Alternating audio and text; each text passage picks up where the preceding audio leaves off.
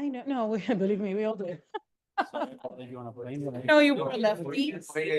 Mira. Thank you. Okay. But I got the answer that I want. Gonna get you into the computer. How are you going? Oh. As I told him, I'm telling you. Okay. I tried. Log in. No, this was accurate as 4 hours ago. Okay. I just realized other things that I didn't put, so All right. mine is accurate. The one that is accurate is the one in the. Okay, so let me connect the Wi-Fi. That's a little bit far away. How do it go? Zoom the. We're probably gonna have to zoom. Cause that's a little bit, you know. He goes into the right hand. He's running that way. Sure. When is the best one? We can try. So I go for job with these minutes. Siéntate más derecho, para estar más cerca. Hold on one second, let me log in first. Yeah. You're gonna be helping him. We're gonna see if this is better. Whenever a real motion gets drafted or discussed and it's gonna happen, we're gonna put it over there. So like the Wi-Fi. How are you? I'm just saying that that's a heck of a job to have to do. Taking? Try. Or no public. Try. Yeah, I think that would look better, Well, like to see it, no, yeah. visually. Yeah, okay, I had this and I don't wanted know, how are that, I wanted that, but that's not 100% correct. Okay. So I just realized, Oh, actually, Right. no, I'm gonna send you.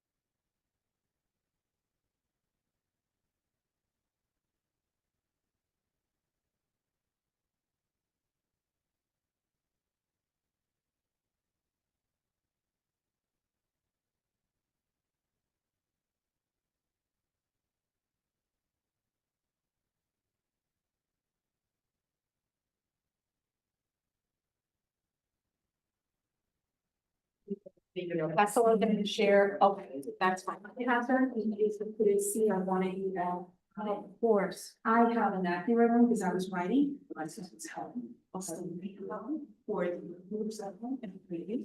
If you could see, okay, that's great. I didn't paper, it's not 100%. I noticed, but that's okay.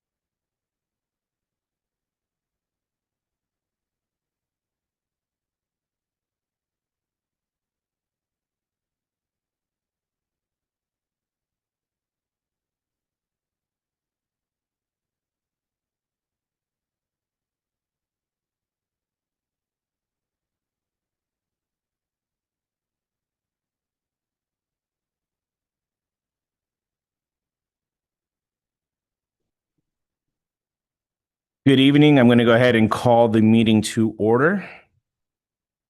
If we can have the roll call, please. Good evening. Clerk. Commission Member Abad, Present. Commission Member Bennett, Here. Commission Member Fernandez is absent, Commission Member Matos, Present. Commission Member Ruano, Present. Vice Chairman Inguanzo, Present. Chairman Lay Soto. Present. Thank you. Chairman, you have quorum. Thank you very much, Madam Clerk. I'm going to ask, we'll stand and we'll have a moment of silence and led by Town Manager. Lord, please guide this commission to do the people's work and examine the constitution of our town, the town charter, and do those things that are most productive and better for the majority of our town residents. And I'd also ask that we take a moment of silence to recognize those service members and public safety personnel that have died in the line of duty. Amen. Amen. Thank you, Mr. Town Manager. If I could have Commissioner Woman Ruano, please lead us in the Pledge of Allegiance. Allegiance to the flag of the United States of America and to the republic for which it stands, one nation, under God, indivisible, with liberty and justice for all. Thank you. Going to the next, the order of business, deferrals, additions, and deletions. Is there any for today? Seeing none, we'll move forward to public comments. Madam Clerk. Good evening.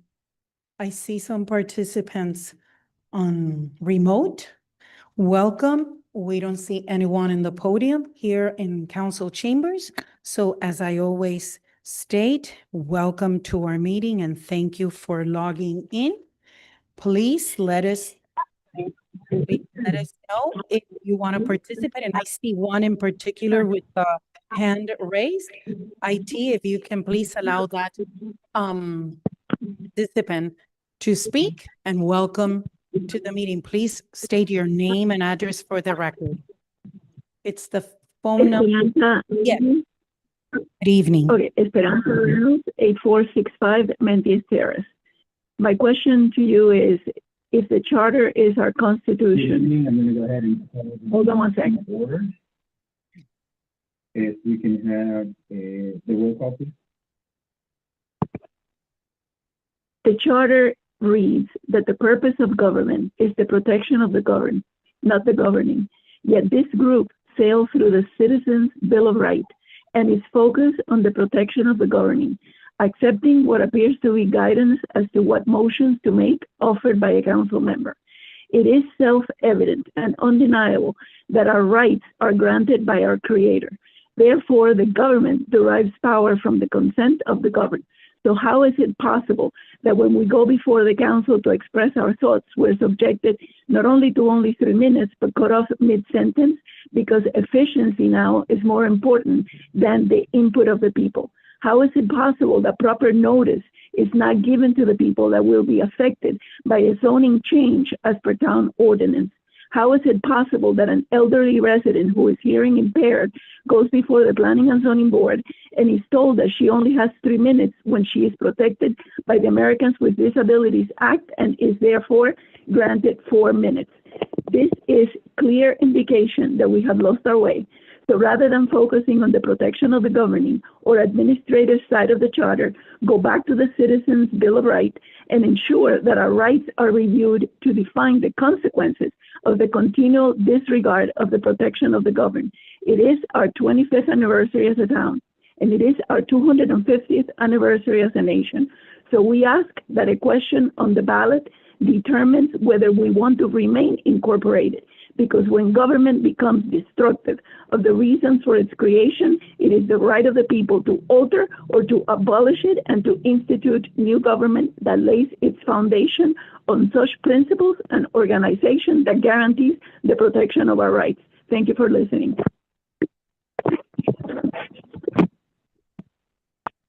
Thank you.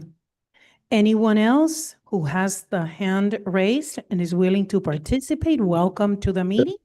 Good afternoon. May I just wanted to state for the record that it's J.C. Fernandez. I can state my address if you like, 7963 Northwest 163rd Terrace in the beautiful town of Miami Lakes.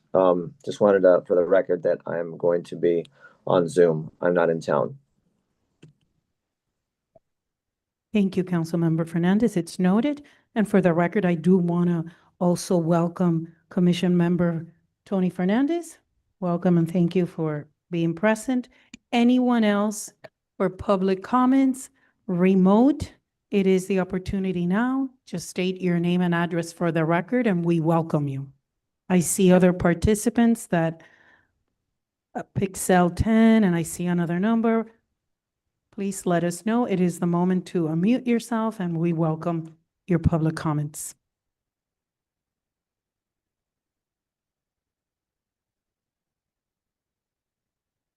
Nothing else, Madam Clerk. We're going to move forward with the agenda. Next is the approval of the minutes. Has everybody had the opportunity to review the January 22nd, 2026 commission meeting minutes? And if so, do I have a motion? I'll move it. I'll second it. A motion and a second. Any discussion? Seeing none, all in favor say aye. I, All opposed, say nay. Seeing none, motion passes. All right, we're going to go on to the old business. We're going to start off with the town attorney's report on the proposed changes. These were the items that we discussed at the last meeting. And so if we can have the town attorney please go through, we'll begin with section 2.3A. Okay. One thing I'd like to say, Mr. Chair, and thank you for allowing me to speak on these items. And thank you to the rest of this commission, is that a lot of these items, as I went through them, your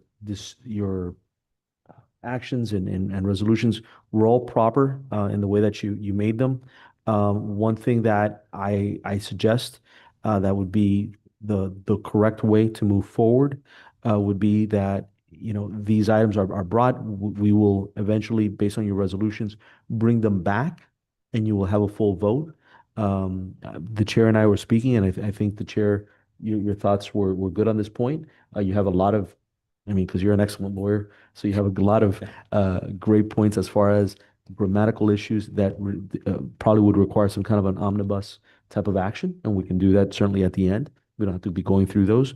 And as far as the substantive ones, we can address them and then, bring them back later in a format that would be fitting of a ballot question. But that being said, with regards to 2.3 A, which is election and term of the office, on this one, I think it may merit a little bit more of a discussion, because the concern is, and could be, is if you decide as a board that you want to switch from 7 to 5, and it seemed that was the motion that was made and the motion that passed, there's several ways that can come about. One of the ways that you were considering was changing one of the seats from a 4-year term to a 2-year term. And certainly before that term begins, you can make that change for that particular seat. Sure, Mr. Town Attorney, I'm sorry to interrupt. Sure. I'm following my list that I had, and I had as the very first issue that was addressed right before that one about the numbers. There was a question from Commissioner Fernandez about removing the applicable items that the town had undertook shortly after incorporation that are no longer applicable, that type of language, about the removal of that, whether that should stay in or whether it should be removed.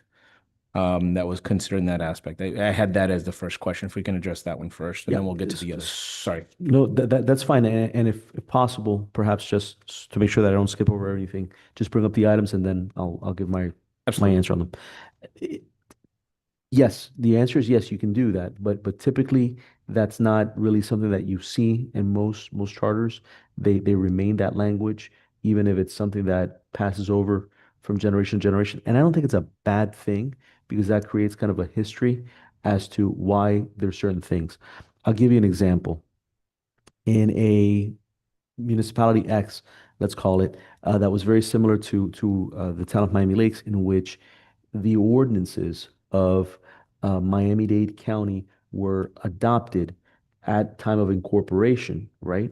There was a question as to whether the fact that the code was silent on a particular type of development, okay, we'll call it development X, whether that meant that you could use Miami-Dade County Code. Well, the only way that we were able to figure that out is by going through the history and looking back on it.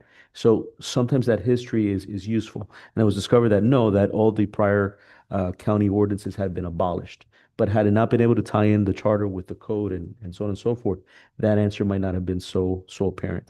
So my suggestion would be that I don't think it's necessarily the best idea. Sometimes it's good just to leave it there, even though you may think that it's antiquated or no longer relevant. There could be some relevancy towards in the future. So could you change it? Could we do something to say anything that's no longer relevant? I mean, you would have to really go one by one because what's relevant to you may not be relevant to somebody else. Certainly you can do that, but does that answer the question? All right. And then I would just recommend is if anybody has any items like that they'd like to see, there may be some of them that we may want to consider, is to bring it up as a proposal, as a motion to say, hey, look, I'd like to strike this language, and then we can address it at that time. Sure, Commissioner Bennett. Sure. In fact, I'm going back to 2016. We did leave all the incorporation language, even though it was obsolete in the charter, strictly as reference.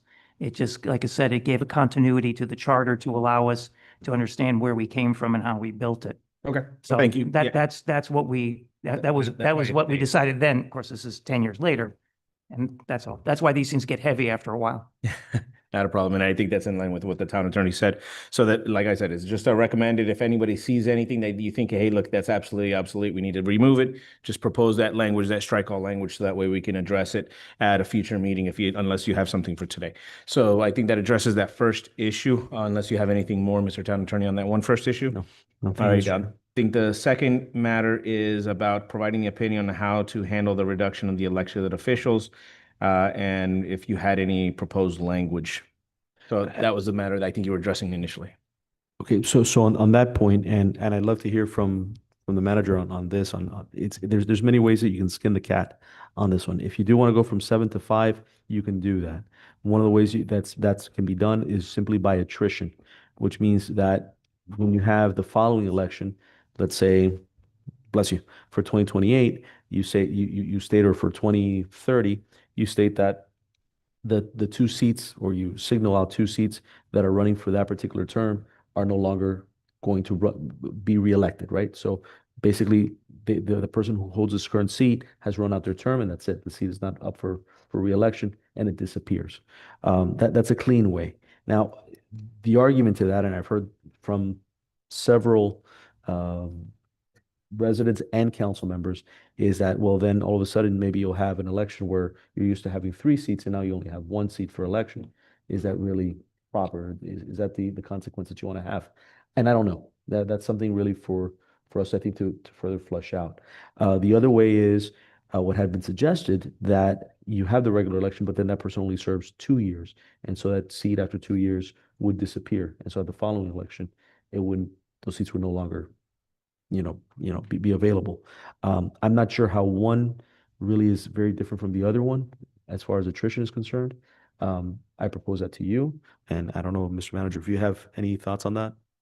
Yeah, I think that the reason that this was put together when we went over this with Council Member J.C. Fernandez was that I think you had one of 2 options for that transition. Either have a seat do a 2-year term and announce it far enough in advance so that people know what they're getting into years in advance, or have a time period where you have 6 council members. And I think that is functionally, it doesn't really work as well. So that's why this was put together when we sat down with Councilmember Fernandez and did it this way. Now, the ones that... By attrition, though. Huh? You could also do it by attrition, where 2 years, just the seat doesn't come up for reelection as well. But then you're going to be off, like you said, 3 in 1 year, 1 in another year. So it's going to be a little off.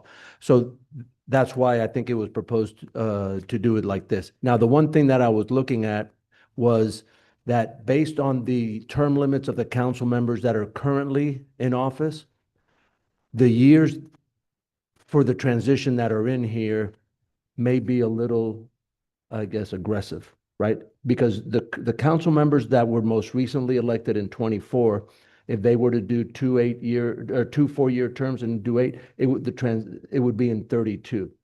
So we may want to look at the time period instead of November 3rd of 2030 to make the change or the transition in 2032. That way, nobody that was elected in 24 expecting the ability to go to 2 4-year terms would be harmed. So that's just something for this commission to consider, and that's an easy change. We could just change this to 32, and then the transition would be with seat number 5 instead of seat number 6. Okay, I really appreciate that explanation and that clarification. Given that, does anyone, yes, Commissioner Bennett? Yeah, Mr. Chair, through the chair to our town attorney. Okay, so let's assume now, because I like gaming these things out, let's assume that the item to change it from 7 seats to 5 seats fails at the ballot. And now that the town has elected not to go to a 5-chair, that's why we need the remaining verbiage in the charter, because then it reverts back to the original verbiage. Am I correct? All the things related to 7 seats to 5 seats has to then be reversed. It's basically whatever you decide, and is the ultimate ballot language is what's going to be sent to the electors. So they'll decide. So if it's not 7, if they don't decide to shrink to 5 seats, then it's the language as is. Correct, and it's the language that remains in the charter, and that's another reason why the original language needs to remain in the charter.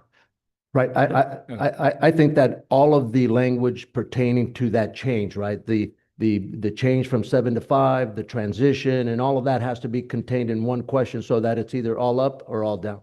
Correct. Right. That was my point. And there's limited to 75 words. so- Because, well, that's the whole point. See, Right. now I mean, if you all remember the last meeting, it was pretty convoluted after a while, and getting what we want in 75 words is going to be a chore. Well, that's why I made I prefaced before I said anything that once you've decided and taken a look at all the substantive changes, this is going to come back. And we're going to come back with a valid question of how this is going to look like. So we're not going to deal with how it's going to look like now. That's going to be dealt with later. Correct. You haven't put it in your legalese that will be on the ballot. I understand it. We'll be looking at that. And Commissioner Bennett, I think I understand your point, and what you'll see is like what I've in today's when we're going through, there's certain designations that say a specific number, and I'm going to be proposing that we actually go to percentages, and that'll alleviate any concerns of regardless of what number we have, it's going to be, and it's pretty standard, either majority or supermajority, 2/3 vote, which is kind of standard in a lot of other provisions that I think would make it easier across the board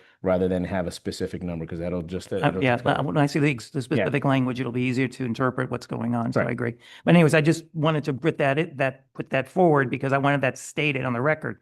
I've in meeting some of our citizens, I've heard people outraged about it, and they've even talking about unincorporating and all that. And I said, no, don't throw out the baby with the bathwater, that kind of thing. But they reacted because they felt like they were taking away their representation. And I said, well, anyway, I just want that on the record. Thank you.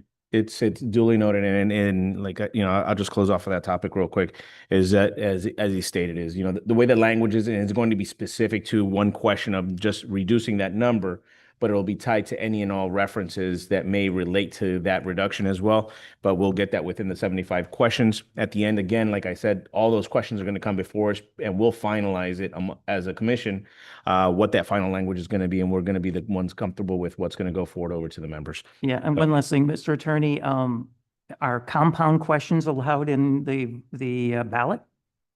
If it was a compound question, more than one part to the question, it has to be a single up or down question. Single subject. Yes. Thank you. All right. Thank you. All right. Any other questions on how to handle? I duly note that there's that suggestion that you made as to moving to 2030 to 2032 to allow the current ones that were elected in 2024 that would have otherwise been affected in 2030 to serve out their full terms. I think, I don't know if anybody has ready for a motion to move that today, but I'm fine with if we want to think about that and address it at the next meeting. I think might be better since it was just suggested today. All right, seeing nothing else, anything else on that matter, Mr. Town Attorney? No, nothing else, Mr. Chair. All right, I have the next discussion item I have on here is going into 2.2G. Right, 2.3. Sorry, 2.3. Right, Is it so- 2.3G? If I'm not mistaken, this also deals with the term of office and Yeah. that change and how that would affect The term, two-year yeah, the terms. definition. So I think both of these would have to be in one question. So it's the same thing, essentially. And I think if going to the fix that the manager proposed, going to 2032, would alleviate any issue with the term of office. But I think it went a little bit further, not just to deal with the attrition aspect of it, but I think it was just the general sense of what was consolidated in making that it was removing the consecutive language and the serving of the eligible to serve 2 years. What I have here was that defining how we would define a full term in that context or in any context. To include, if say, using as example, the current mayor is that he served half of his term and then came in, whether or not that would constitute a full term or what would constitute a full term. And you're going to look at to see how that has been addressed and if it has in other municipalities or if you had suggestions for us in that. Okay, I will come back. Okay.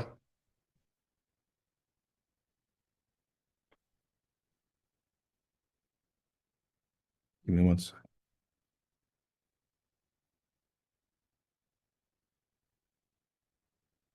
Okay, I will come back. Okay. Yep, that's what I said. With the link. You want to make sure that it was definitely on the record that he was going to come back. So there's no excuse. All right, the next item that I have is a little bit further, is the research of the language regarding term limits and the application retroactively, as well as the resign to run clauses. 2.5B3? Is that it? No. Well, that's 2.5B3 is forfeiture by absence.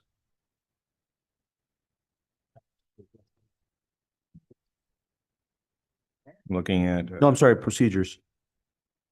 Correct.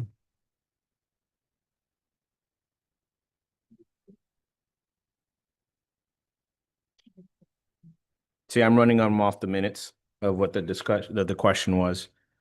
That you're going to research and bring language regarding the term limits, whether they apply retroactively. And Commissioner Bennett had asked about the resign to run clause in terms. Okay, with regards to, because as far as what I have and I reviewed with Ms. Castillo was the issue of resign to run. The way that the resign to run clause works is that if you decide that you want to run, for instance, you're a councilman and you want to run for the office of mayor, then at the point that you decide that you want to run for the office of mayor and before qualification ends, you need to submit your resignation letter. Now, the resignation letter doesn't have to be effective as of the date that you sign the letter. It can be effective as to a future date, but it cannot be past the date that you would assume the next office in such a way that you would not be holding dual offices of a council member and a mayor. So long as the resignation is for that date, then you can go ahead and sign it. Under the law too, that resignation date is irrevocable. So once you've signed that letter, you cannot go back. You can't go back to your seat. So I think that was a question that was posed. That's the answer with regards to resign to run. What was the next question? The other was about the language regarding term limits. If we were to impose these term limits, such as the 4-year terms, the 2 4-year terms, whether that would apply retroactively to former members of the commission or whether that is only for future elected offices. No, that would apply retroactively. So if you have someone who has already served their full 2 4-year terms, then they cannot serve a subsequent 4-year term. Okay.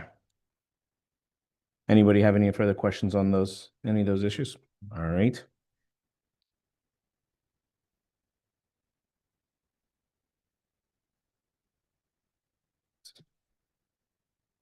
feel like I'm taking an exam. Well, you're passing so far. 2 days. So far. All right, the next I had on here is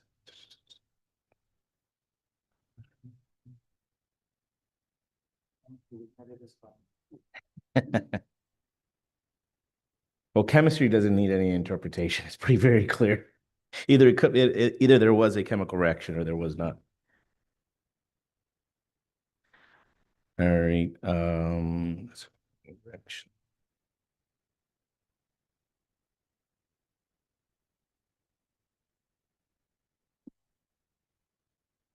All right, getting into section 2.5, the B3 is, if you want to go ahead on that item. 2.5 B3 is procedures. Oh, we did B3. Yep. C2, sorry. Correct.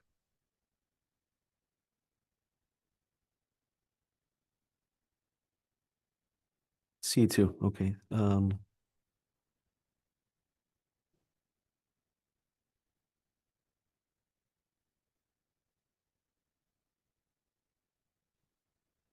right, and Mr. Chair, if you can, I mean, I'm seeing the language that we suggested to change.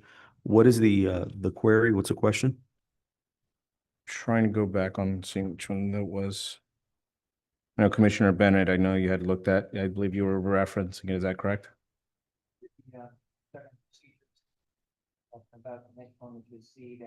C-2. Yeah. Mm-hmm.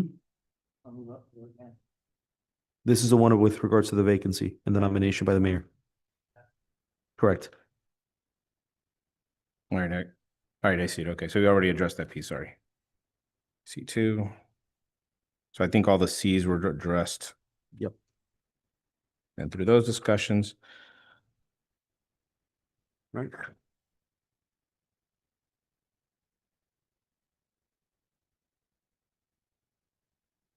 And then I had, and I don't see it here on the agenda, but we had discussed, I had here marked, and that's in the minutes, was in section 2.7, the recall.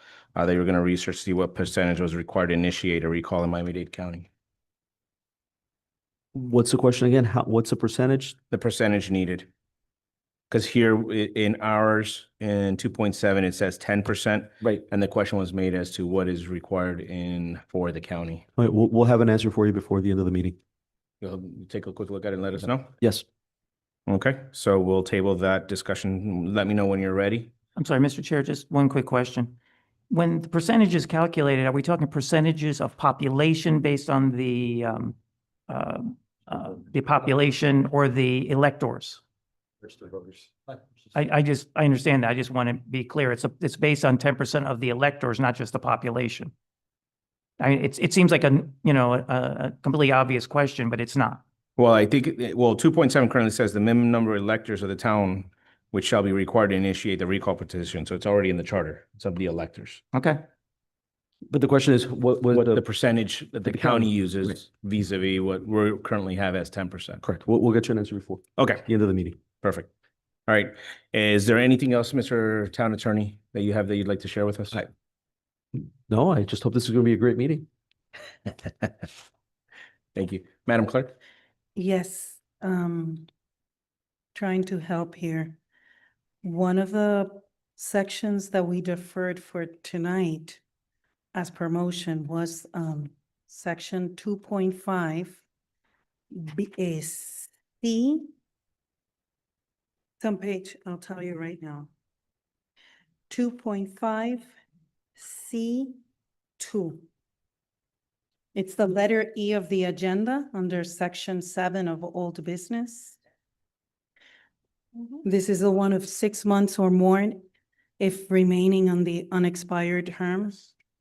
In my notes, I'm following my minutes. That's a section that promotion, deferred That's right, I the see. discussion on February 12th. And that's in the screen for everyone's convenience to follow.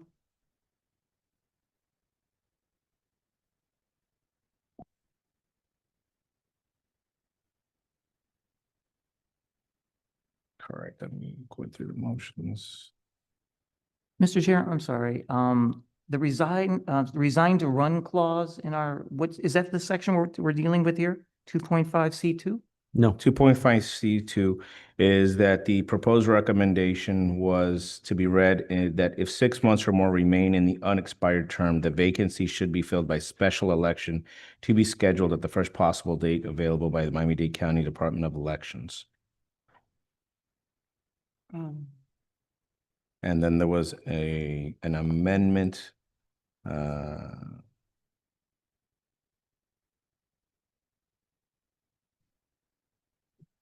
Sorry, I'm trying to, because this was one that had multiple motions within. Correct. Mhm. So that is why Failed. motion failed.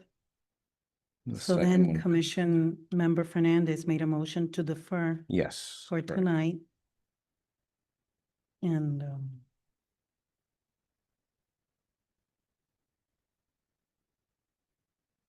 So has anybody had any decision? Because we were going to defer until to think about it. So I don't know if anybody has had further thoughts on that aspect of this. Was then the resigning language. Commissioner Bennett? Yeah, I'm sorry. Yeah, once again, as far as resignations and all that, yeah, I mean, this is all, within acceptable limits. The only thing that raises a red flag to me is the resign to run language.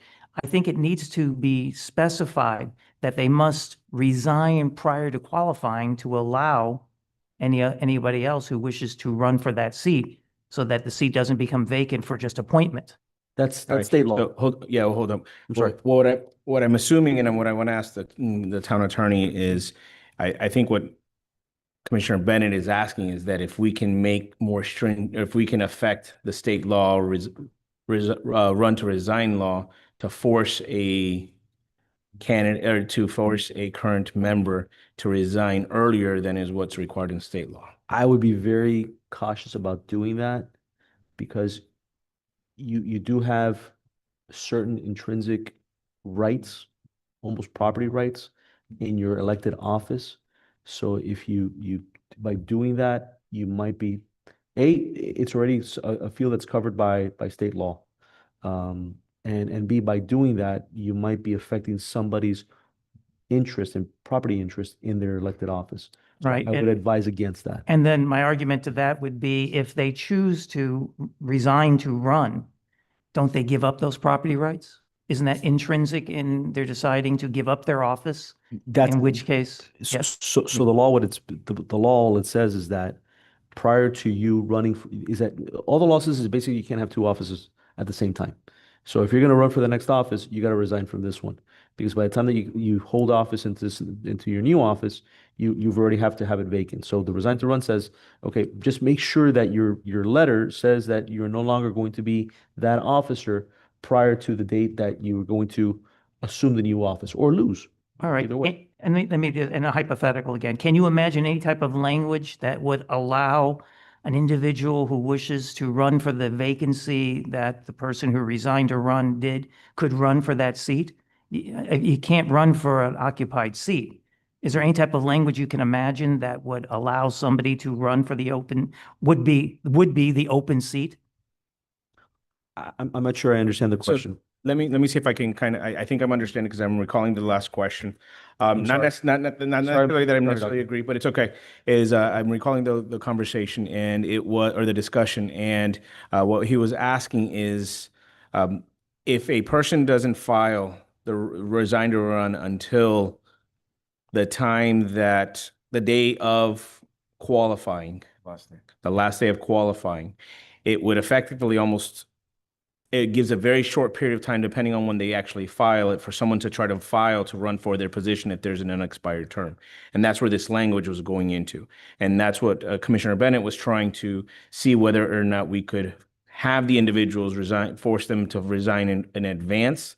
So that way we wouldn't have a special election or an appointment because he was trying to avoid the appointment process Right. from what I recall in the discussion. State law Okay. requires 10 days prior to the first day of the qualifying period. So they have to submit the resignation letter. It could be effective later on like election day, but it's has to be submitted no later than 10 days prior to the first day of qualifying. So by the time qualifying even starts, they've already submitted this irrevocable resignation letter.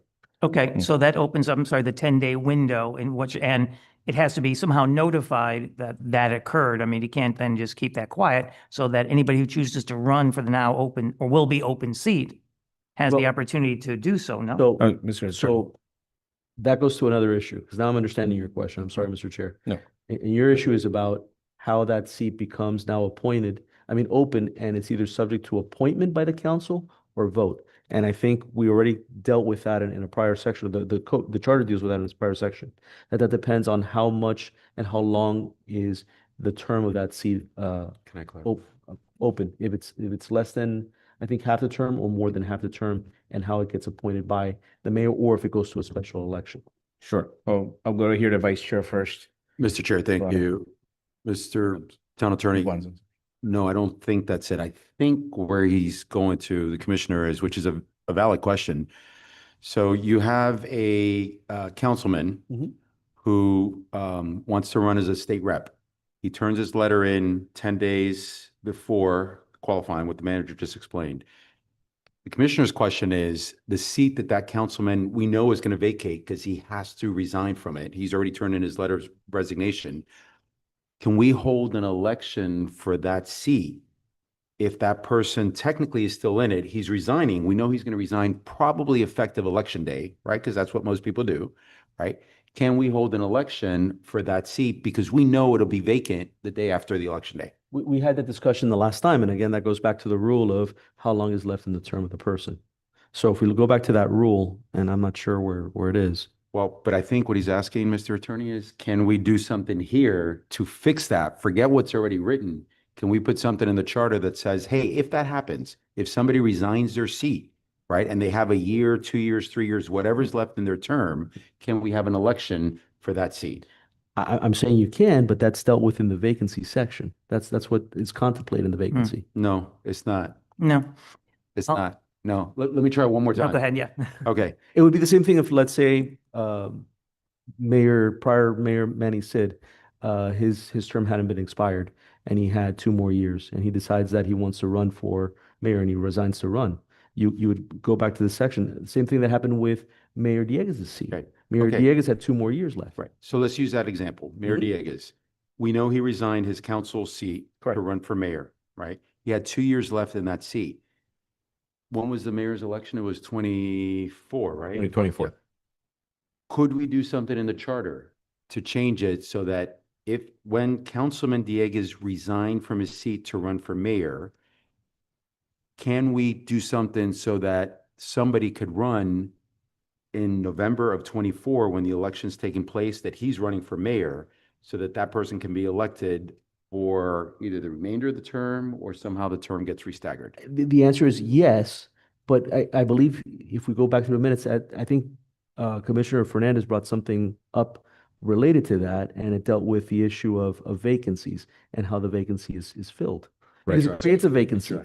Yeah, so let me That's let what me happens. right. So let me Yeah. let me chime in because I was the one that brought up the issue originally, right? So my intent in bringing up the issue is to do precisely what Commissioner Bennett is speaking about, right? And it's to put something in the charter to require that when that happens, there be a special election for that seat, right? Not whatever the other mechanism is for filling the seat, be it appointment or then a subsequent election.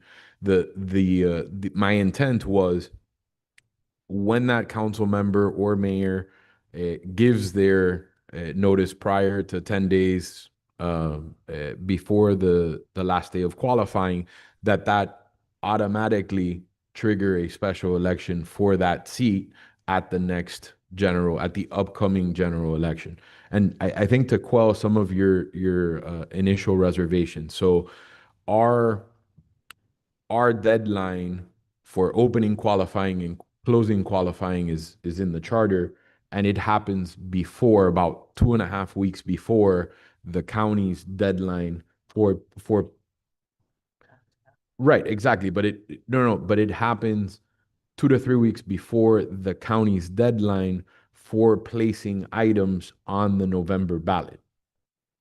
Right? So we open qualifying, we close qualifying, and there's still 2.5, 3 more weeks before the supervisor of elections closes that there be no more items added to the November ballot. So there's sufficient time, even if the resignation came towards the end of the process, there's sufficient time to announce, to give notice and announce it, open, if necessary, a special qualifying period, close the special qualifying period, and still be in time to place that seat on the November ballot. Right. So I My think- point is, what if it was the last day of qualifying that they decided to? Well, Commissioner Ben, I think what Commissioner Fernandez was saying is that we would need to find out actually is whether or not you can reopen up and create a special qualifying Yeah. period.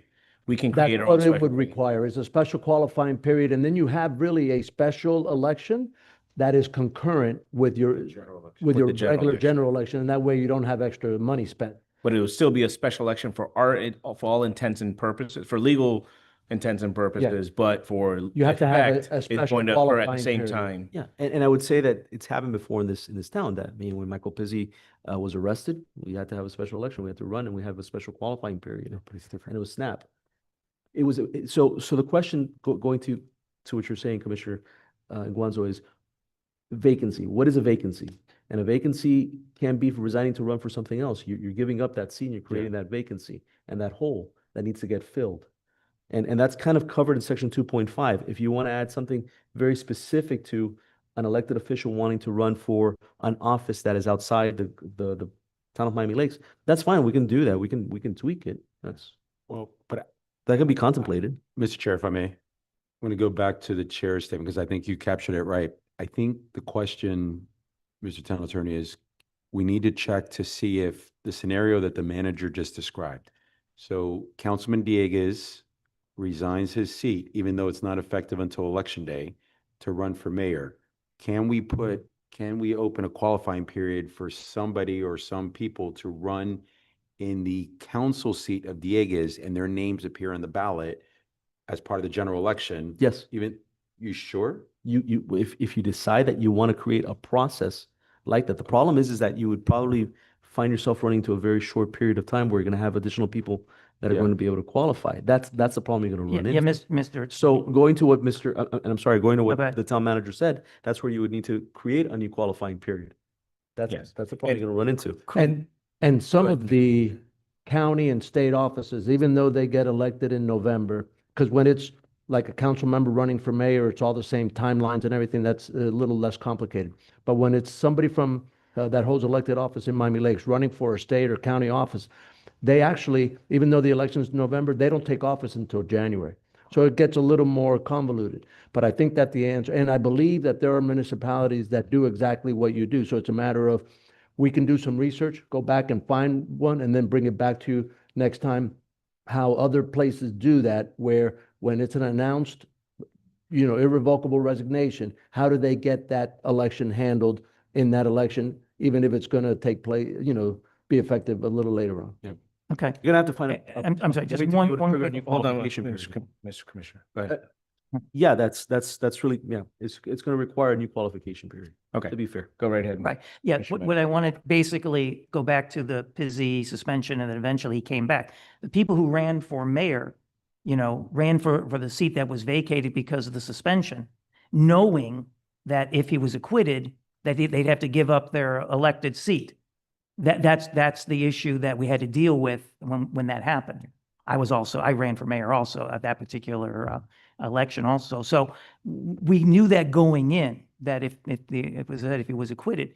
And we just have to find, I'd like to see if we can get some language just to see what it looks like. No, and I think that's what the town manager was saying, is that we'll come back, we're going to defer again, I believe, could just continue the deferral. I don't think we need to take a motion on it, because I don't think we've retaken it up just yet. But we'll defer to get some language of, the proposal, Mr. Town Manager, Mr. Town Attorney, if you guys could take a look at it, see what's been done otherwise. Because I think this discussion was a little bit better than what we had, because we have some more information, and the way I'm seeing it is that it'll still be special election language within our charter. It'll just simply coincide with a general election, so there's no additional. So it'll be From what it sounds like, it'll be a new qualifying period that we set. We work with the elections department that'll have the qualifying period. However, we'll request that the election it would coincide with the general election time period. So that way we're not incurring additional costs and we're making it all a part of it. It'll be seamless to the voters. They won't even Correct. know. They just see another question or another race on the ballot at the same time as the regular ones.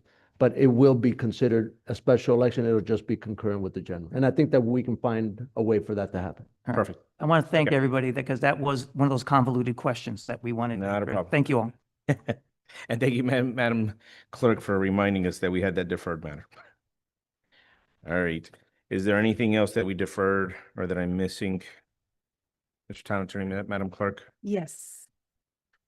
2.5C4. Of four and, or Correct. 4C6 or C6 and 7. Correct. I think all those. And were that dealt was with. be deferred, that I think would definitely go in again, because it said those would be proposed, deferred until we get the proposed language on section 2 was drafted. So I think that'll just coincide, all of that'll be deferred again. So we'll address those 2, 4, and 6, or 2, 4, 2, 6, and 7. Yeah. All right. Anything else that I'm missing? I've skipped over. I don't believe so. Oh, one last minute, actually. I just see it here. Is we had asked the town manager, you're going to go back and make the calculation on the amount that is currently given and that will be given starting October. This is in section 2.6A. The amount that's currently listed as 400, you said that it was currently at 844. And you were going to provide us with the updated number of what it would be come October, because the new adjustment that would have occurred at that time, so we can include Yeah, that, and that that, number. because what we use is the Bureau of Labor Statistics, the inflation, the CPIU number for Miami, Fort Lauderdale, West Palm Beach. It's a regional inflationary number. But they come out with it every 2 months. And Okay, the so one we that get comes out in August is the one that we use Got it. for, so we go even through the entire budget process and we have a guesstimate because we know the June number and we use that as a placeholder. But then it's really until August, right before we go into our September budget hearings, that we finally plug in the final number because we don't know it until it comes out usually like, actually into September, like September the 9th or 10th. So it's the end of August. It's as of the end of August and it comes out like within the first 10 days or so of September. Okay. So I had made the motion at that point that we withdrew. And pending this result, I'll tell you is I'm not going to make a new motion. I think we just leave it the number it is. If I you're agree fine with it, because Mr. it's a Mayor. perpetually changing number. Yeah. Yeah. I was just seeking to try to update it to have whatever's new, but given your explanation, I'm not moving forward with anything else at this point. All right. On old business, we have those matters that we're going to be deferring. I don't see anything else that we have for discussion, so we're going to go to section 8 items on the action agenda. Let's get to Article 3.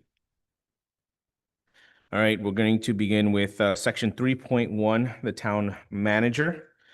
Do we have any discussion items or any proposals from anybody here on the commission? Yeah, I'd like to make a proposal for discussion of a possible modification of the council manager form of government to a council controller or elected manager form of government. But that's not under 3.1. Section is town Look. manager, isn't it? What is about the town manager, it's the description of the town manager, but you're looking rid of to it. change the form of government, and that, I believe, was a prior section. Yes, I know, but it's under the definition of the manager, his roles and duties. Yes, that goes to roles and duties. I don't believe it'd be appropriate to change the form of the form of the government for the town in this section, Mr. Town Attorney. No, the form of the town is dealt with, I believe in section 1, Yes. which is, it calls for a town council, town mayor. The problem, and again, you can have a town, the way that the systems work, government systems in the state of Florida, is that you can have a strong mayor or you can have a council manager form of government, or you can have a hybrid. But it's going to be one of those two, or it's going to be a hybrid. What we're discussing, which is picking someone to be a town manager, to elect a town manager, if I remember right, and tell me if I'm wrong, Commissioner, is so that the town manager would be an elected person. Well, that's kind of what in a strong mayor form of government you have. Because what you were asking for is something you can't do. You can't pick someone outside the town boundaries of Miami Lakes and elect that person to serve the town. That's illegal. You can't do that. Anybody that you vote, you can only vote within the municipal limits to serve here the town as in one of those roles, either as an elected official. That just becomes a condition to run for the seat. Just like our town, or excuse me, the county election is an elected position. The department, the tax collector Correct. is elected. And in no way is a tax collector or the election supervisor a mayor of Miami-Dade County. No, but they have to live in Miami-Dade County. I understand. So, and one of the conditions we would make. I'm sorry for interrupting you. And then it's a constitutional office created by statute. Okay. So the statute creates that office that's then filled by the electors of Miami-Dade County. So the way that statute and the Constitution works is that the town of Miami Lakes as an incorporated municipality, right, can choose its own form of government and can pick its governing board from the electors that live in the town of Miami Lakes. Yeah. Right. So if you want a strong, if you want a manager form of government that's elected, that's a strong mayor, essentially. It's the same thing. So Disagree. Okay. You One can second. call it different. You can call it a strong manager. Okay, give me 1 second. Let me get control here. I think we have two different issues going on right now. First, I want to get us back on the section 3.1. And from what I'm hearing from you, Commissioner Bennett, is that you want to change the form of government. Form of government is section 1.2. As I stated before, I have no problems with going back and reviewing these. If that's what you want to do and you have a proposal to change that form of government, we can have that full discussion at that time. I would say for the next meeting, provide the clerk with your draft of what you would like to have to change that form of government, and we can have that full discussion at that point.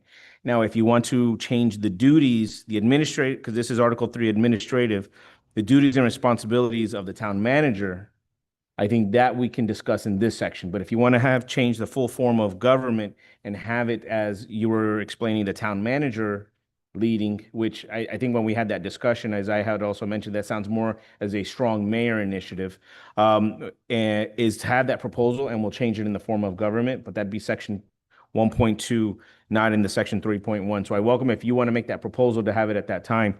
But if there's anything that you want to discuss as to his duties that we want to either enhance or specify in section 3.1, that's appropriate for what we're discussing today. Okay. In the interest of commission harmony, yes, I will defer this argument. I'll put under old business. I'm assuming section 1.2. I want this commission to discuss this. It's something that is not revolutionary. It's been done before. And as I said, I provided some information to our town clerk discussing it.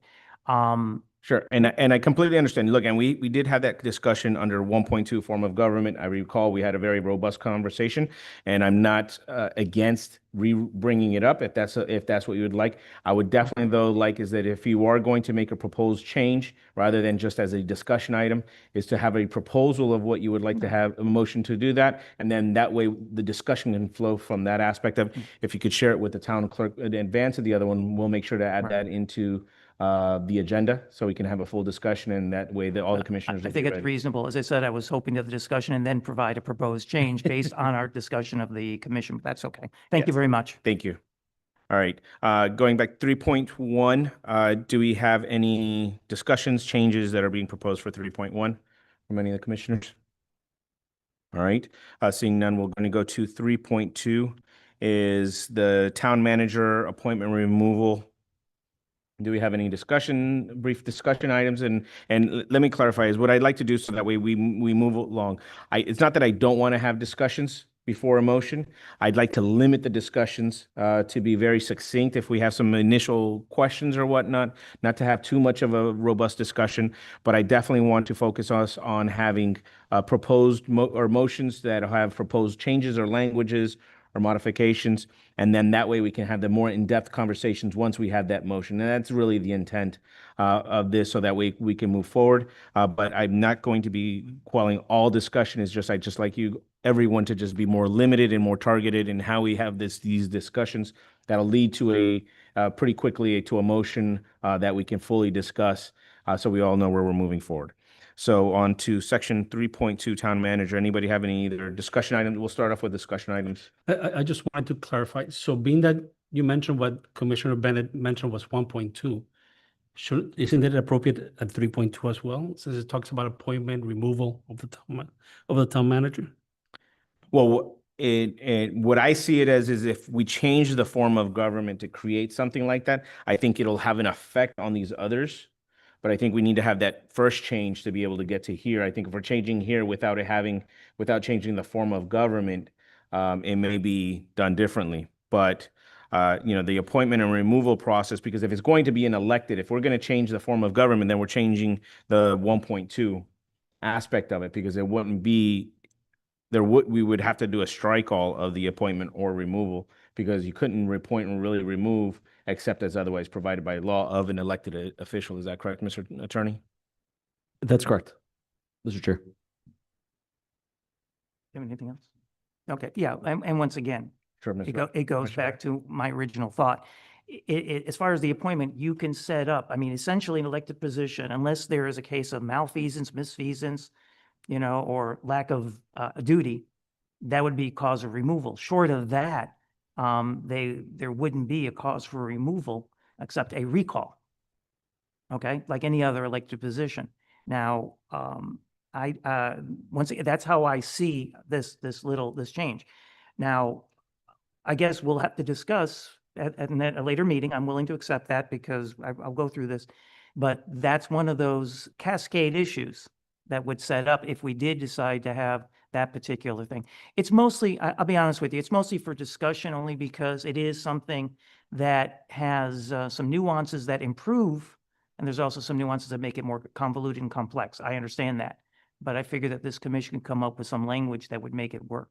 Sure, and I think what is important, like what I was getting to, and I'm not trying to minimize any of your desire to have a discussion, is that I'd like to have it targeted to a motion, not just to have a open discussion on a specific topic that may not ever lead to a motion. Rather, to have a proposed language that we're either modifying, deleting, or otherwise changing, so that way we can have a focused discussion on exactly what is being done to the charter. And so that way we know what the effect is going to be. And that's really what my intent is, to do that. So that way it's not just, hey, look, we're just talking about a whole bunch of items and, having an open discussion where we're here till 11:30, 11:45, which I know not a lot of folks were very happy with that, or it became very difficult. So that's why I'm seeking to have it just more, let's get the motions and then we can have that full discussion. I have two quick questions for the town attorney and town manager. Is that in section 3.2, the second sentence is the town manager shall be removed by majority vote of the council. Is that language appropriate as a shall, or should it be a may? I believe it, when I'm reading, I think it should be may be removed by majority vote of the council. Agree with you, Mr. Chair. It should say may. It should Okay. not be a shall. All right, so I'll make a motion to modify that language in the second sentence from the town manager shall removed, strike that, and it should be the town manager may be removed by a majority vote of the council. Is there a second? I'll second for discussion. All right, second, discussion items? So I would definitely be inclined to support this if it's part of a more comprehensive item that deals with other housekeeping type issues. I would not be in support of this if the intent is to bring this as a standalone question to the electorate. I don't think it's substantive enough of a change to warrant a question on the ballot. If it can be incorporated, or if there's a substantial number of other items to change within this section and it can be lumped in there, I would support it. But absent that, I wouldn't present this to the electors. Thank you. Mr. Town Attorney, you have an opinion on that? You repeat the question?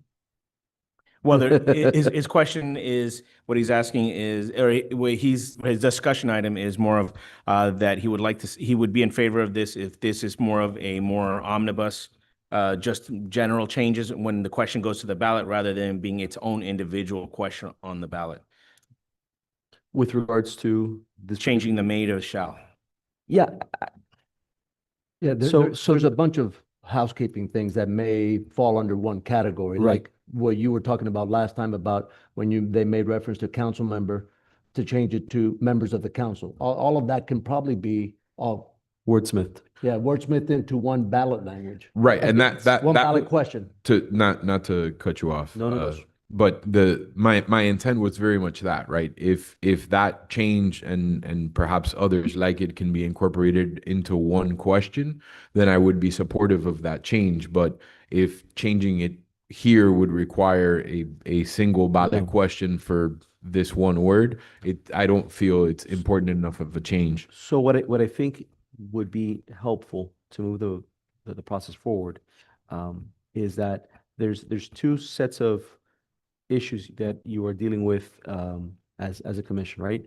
You're taking a look at this document and you're seeing things here that need to be changed. They're grammatical in nature, but some of those grammatical issues in nature can be substantive, right? So some of them are just a little comma here, comma there, but some of them make a difference, right? The shall and the may, that's an important thing. So I think if you can, for the record, address it, but move on. Let us come back with something that's going to cover everything, right? And it's going to be included in whatever changes we're going to make. So, and again, you're going to see this, whatever changes you make now, you're going to see them again, because we have to vote on the language. Does that make sense? Yeah, I'm going to go to you just a second. I just want for clarification to make sure I understood what you're saying. Are you saying that we do vote on this or we just don't vote it on this point?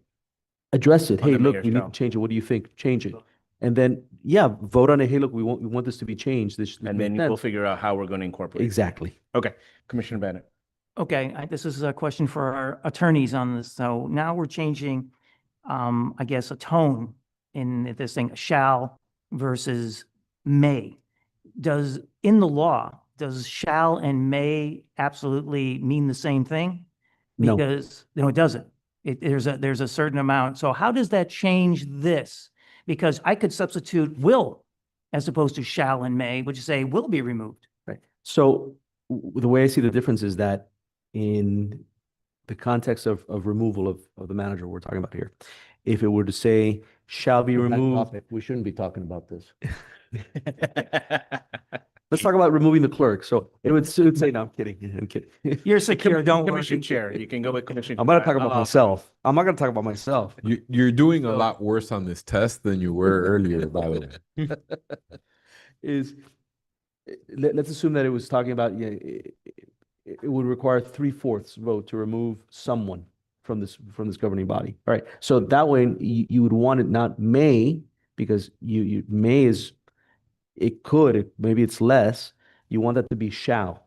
But when you're talking about something passing by simple majority, well, already by the law, you have to pass it by simple majority. So to say shall by, majority doesn't really make a lot of sense. May by simple majority, but it could be more than a simple majority that are going to vote for the removal. Yeah. Does that make sense? Oh, let me Sorry. try to see if I can. I apologize. Wordsmith, what the town attorney has put into very legalese terms is the way I've always read it and the way I read contracts and write contracts is you will use a shall when something must be done at every single time, all the time. And which is like it says in the first instance, shall be appointed by a majority vote of the council because you have to appoint a town manager. However, you don't always have to you're not required to remove them every single time, but you may remove them. And in the event that they're going to be removed, then it's going to occur. It's kind of like the way that you're not mandated when you get a town manager that you're going to remove them, but you may remove them by that way. And it's just kind of a wordsmith aspect of it that I've always seen it. I don't know if that helped any, but in my mind. Chair, can I offer one recommendation? Yes, As sir. an alternative? That instead of shall or may, just leave the shall and say the town manager shall only be removed by a majority of the council. Seems, I don't know, I'd have to read the rest of what the charter says about removal process. No, I think that, Conditions. because the spirit of, the spirit of the sentence is that you need a majority to remove the manager. Of course. Right, so it's just a matter of figuring out what the best way to Yeah. say that. So me, non-lawyer, if I read that, so then the town manager can't resign, the town manager can't be removed by the governor, the town manager can't be removed by a judge. If it shall only. Yeah, that's where I got a little Yeah, hesitant. I don't mind that. Yeah, you'll forgive me, obviously, as another non-lawyer, although I've read a number of contracts, and there's always the shall and will and the may that tends to change the context of the contract that a layperson can get caught in, and that's one reason why I bring that up. The adding of the word only might be fine. However, once again, there has to be rules like malfeasance, misfeasance. You can't do it, just because you don't like them. You have to do it because there's actually some problem that needs to be addressed. Good. I'm sorry, I didn't mean to, but Sure, go ahead. I think that you can remove a manager for any reason, not only because they did something wrong. If the will of the council is to go in a different direction, regardless of whether the performance is there or not, there should be a mechanism by which you can do that. Thank you, because that's nice clarification. Good. Chairman. Mr. Vice Chair. I think if we read through the end of this section, because Commissioner Bennett, I know we spent some time on this 10 years ago, and we specifically added some language for some mechanisms in this area. And there's an ordinance in place right now that kind of dictates this whole section of the charter. So I think maybe a lot of what is being discussed here right now can be addressed in the ordinance. So, Mr. Attorney, I'll look at you and see what your opinion is on that. But there is an ordinance, and perhaps the ordinance can get into some of the more specific items that we've been discussing. Well, keep in mind that the ordinance must comport with the charter. So if we make the change in the charter, the ordinance has to be modified to comport with that. It doesn't work the other way. It's not like you would draft the ordinance to really affect the charter. You can't do that. It doesn't flow that way. So we're in the discussion item. The motion is right now to change from shall to may. Mr. Town Attorney, what would be your recommendation from a legal perspective, obviously, in that language? If it were to remain the same.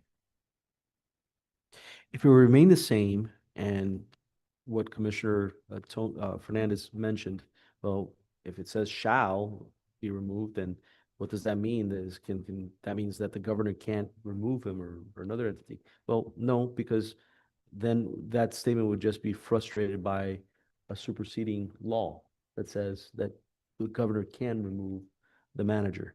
I tend to agree with the point that you brought up, Mr. Chair, that really it shouldn't say shall, it should say may be appointed and may be removed. Well, shall be appointed by a majority vote of the council, I think makes sense, but may be removed because it doesn't have to be removed. It's not something that has to happen.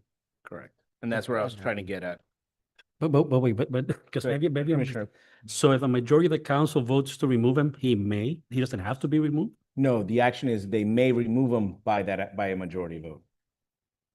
As opposed to? They have to remove. That they have to remove. Either way, he's removed. Well, it's more of that they have to remove them. And they don't have to remove them. It would mean that every manager has to be removed at some point, Right. So, and that's not necessary. Chair, Thank you. Commissioner, right, She did much better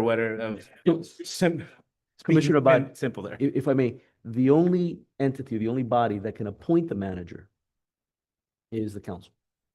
That's shall. But the council doesn't have to remove the manager, and the council isn't the only person that can remove the manager. So may. That's true. Yeah, because a court can come in, a circuit court can enter in an order that could remove the individual. Exactly. Do we need to enumerate those other mechanisms in our Those are chart? provided for by law and otherwise. Okay. As provided by law should be added then, right? Well, I think the it's what whole you said. charter is always is provided by law. Okay. Okay, so we have the pending motion. Any further discussion? All right, so all in favor, say aye. Aye. Any opposed? I have to say no. Does anybody want to poll or we're good?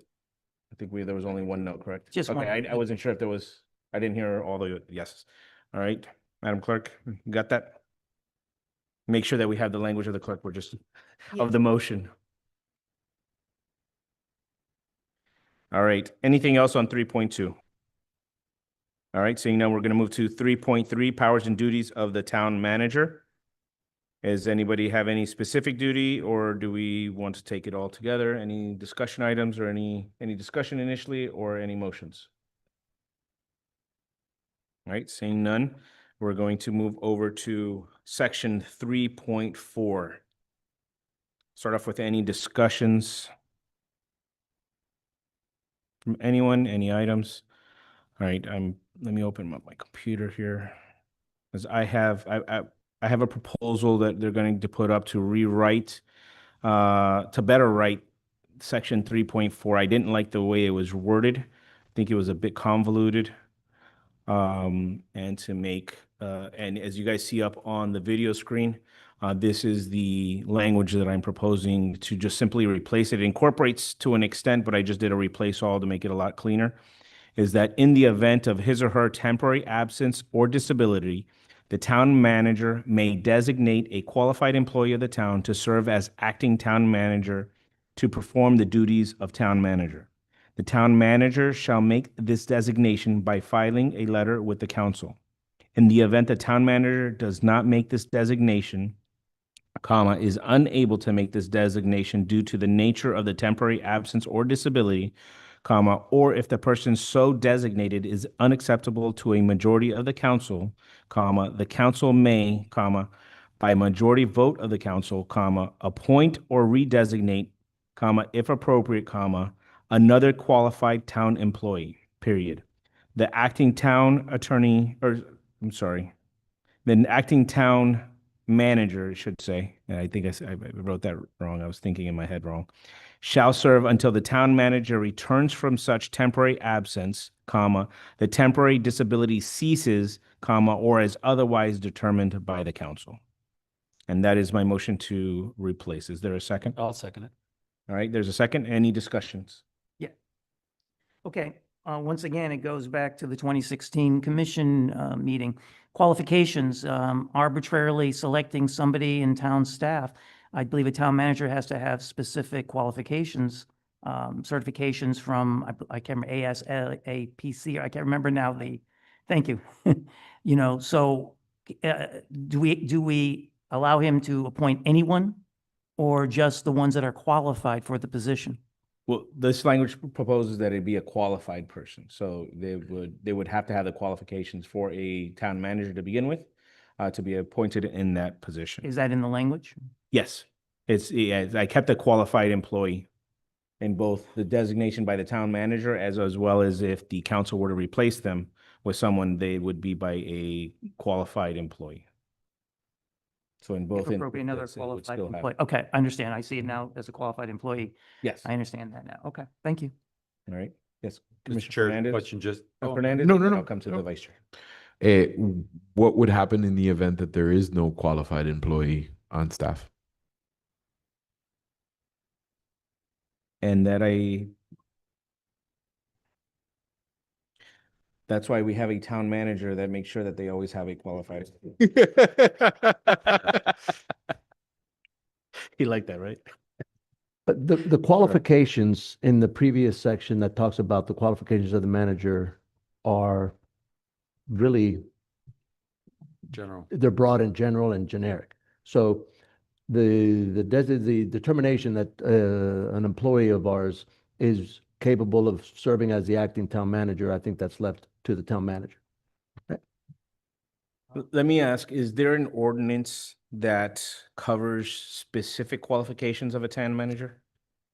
No, there's the ordinance talks about the process for selection, like about the resident committee and so forth, but it doesn't necessarily say you got to have this many years of experience, this kind of degree, this, you know, those kinds of things are more it's broad. And so it's up to the council to determine what those What it is, qualifications are right. going to be. Okay, so even with the certifications, there aren't any either, even from maybe from statutory, there's nothing that dictates it other than No, what the council there's an wants. industry standard, which is the ICMA credentialed manager, but even just to become that, you have to be a manager or an assistant manager for a certain amount of time. You have to have Before you can get it. a certain degree, and it's not an easy thing to attain. So to think that we would have, let's say, a department director that may have attained that already, it's more difficult, very Okay. difficult. So what you're saying is that certification should not be even a prerequisite for the town manager, and in many instances probably isn't a prerequisite because of the way that you have to obtain. Some town or some municipalities do require it, some Okay. do not. I did not have it when I came here, but it was part of my employment agreement that I should seek to attain it. And I'd like to brag a little bit. I just attained it about a week or two ago. So Gonna put himself again as even active. so it is not an easy thing to attain. Okay, go ahead. Okay, so then, all right, so now we're talking about, we're assuming a disability, he'll return to the post of town manager. He has appointed a temporary town manager as such. Should we have a time limit at which they'll serve until another town manager may be appointed by the council? Yes, and that's why I put in the language is I put in that last or is otherwise determined by the council to give the ability, because in the prior language, it didn't have that language of the termination. It just simply said when the disability shall cease or servant they return. So I added that. That was one of the added language that I put, or is otherwise determined by the council, because I think they should be in an appropriate determination as to, hey, look, this is not something that we could go further with. And it's either the disability is not going to return, or the individual's not going to return, or the disability is not going to cease.